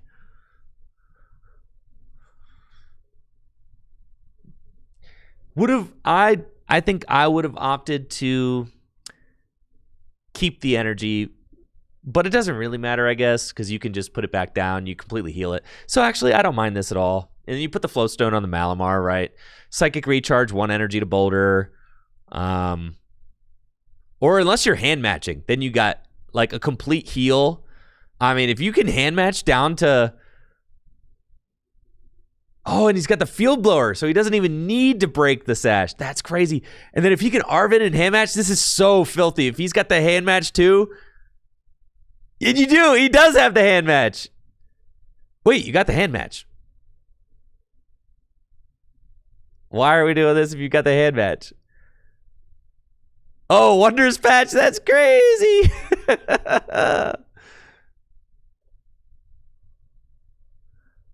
Crazy. You go Wonder Patch. You got it. Yep. Dang, dude. Tyler freaking cooked that turn. That was crazy. Yeah, this turn was nuts. All right, I got to give props. I got to give props where props are due. That was a very well sequenced turn. So long as he gets the Wonder Patch, matches hands, and takes the knockout. If he does anything other than that, all right, bro. You were looking like a genius, and now I don't know, man. Now I don't know what the heck you're doing, dude. Don't throw. You're literally, bro. What are you doing, bro? What are you doing? What are you doing? What are you doing? Just take the knockout. Oh, man. All right. Whatever, dude. It was looking so sick. All right, Tyler. The turn was like 90% goated. I really don't see why you don't just take the knockout with Boulder there. That doesn't really...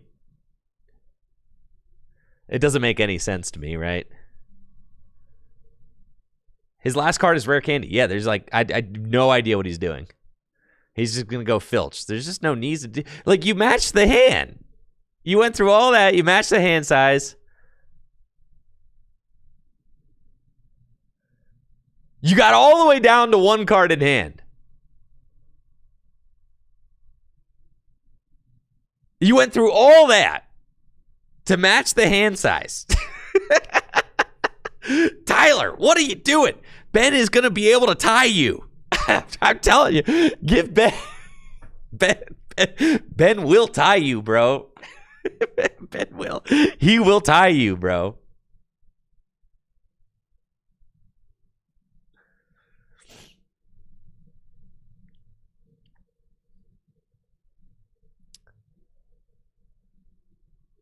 All right, Ben will take the knockout. Yeah, not what I would have done if I were Tyler, but that's okay. Okay, here we are. Still in a fine spot. And there's the Wondrous Patch. You could have gotten off the Arvin to take the knockout.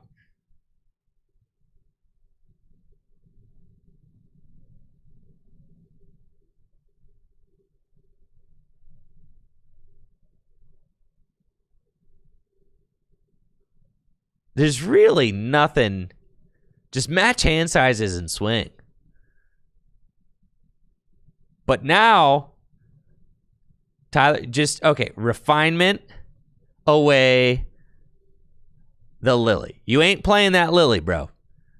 Refinement away nope, not the correct answer. Okay, that's fine. Ultra Ball, you got bailed out. Okay. Now get that hand down to 2 and take the knockout. I know you want a Dusknoir, bro. I don't care. I don't care. Go get Clops. Get Clops. Get Clops. Holy cow, dude. What are we doing, man? What's going on? You're not going to match hand sizes, dude. Oh, I guess if you take the knockout, you match hand. All right, that's genius. Okay, I get it.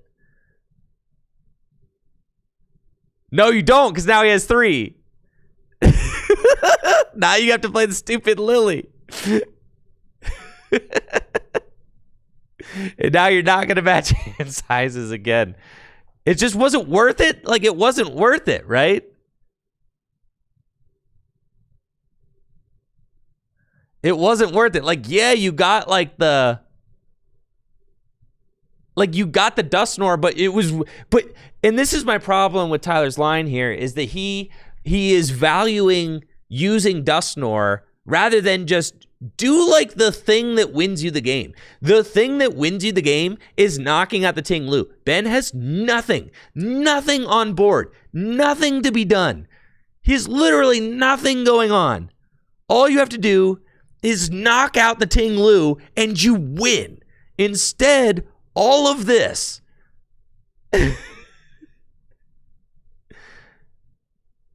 And I still think he drew into the hand match. Oh my God.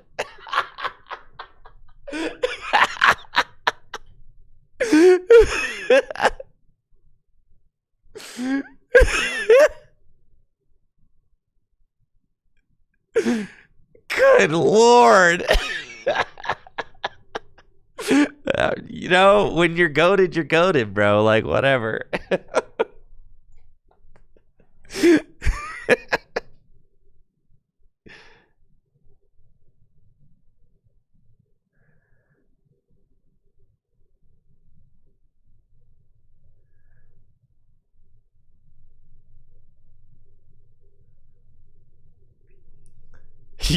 He trusts his deck.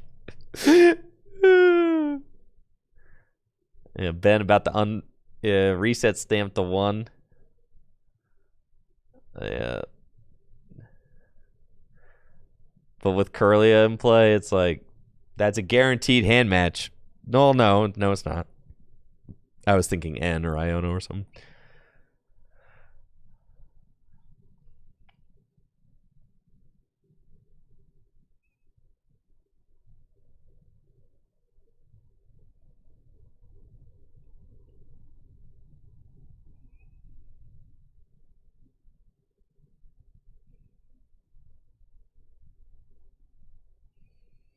Watching Tyler play is like kind of fascinating because he makes some really good plays and he makes some really scuffed plays. I respect it.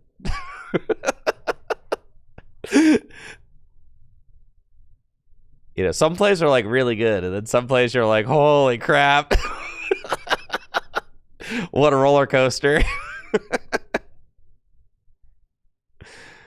All right, you just got to get to 5, brother.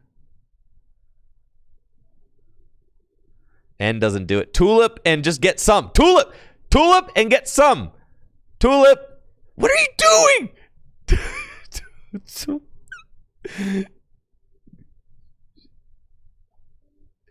All right. Maybe there wasn't enough Pokemon in the discard to get off Tulip. All right. He's got to find a burnable here. 1 burnable card, and he's got it. There it is. Let's go. My goat's got it. Ben Morse falls. Tyler Price, victorious. The filthy dub. Let's go, let's go, let's go. Let's go. Oh, yeah, the hype. The hype is real, folks. The hype is real. All right, so now tonight's winner is going to come down to Resistance. We don't know how things are going to go. I'm sure these guys are giving him so much crap right now. Yeah. Bro, the Arvin turn was crazy. For sure. Yes, the Arvin turn was crazy. But he got there, though. He got there. Tyler made some good plays. He did. He made some really good plays. It was fun to watch.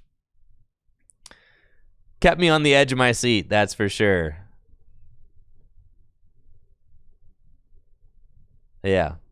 GG's. Ben Morse, record of 4-1. Tyler Price, record of 4-1. It's going to come down to Resistance.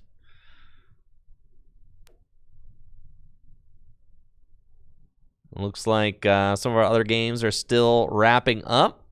But if you want to see who ends up taking the dub tonight, you can follow Full Grip on Twitter. Full Grip TCG, I think it is.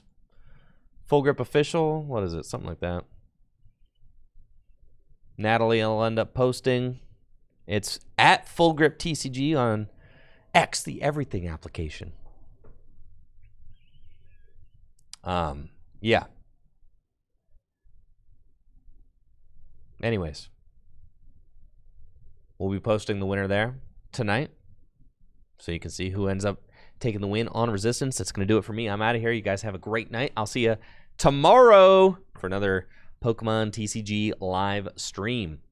We'll see you then. Thank you so much for watching. Goodbye.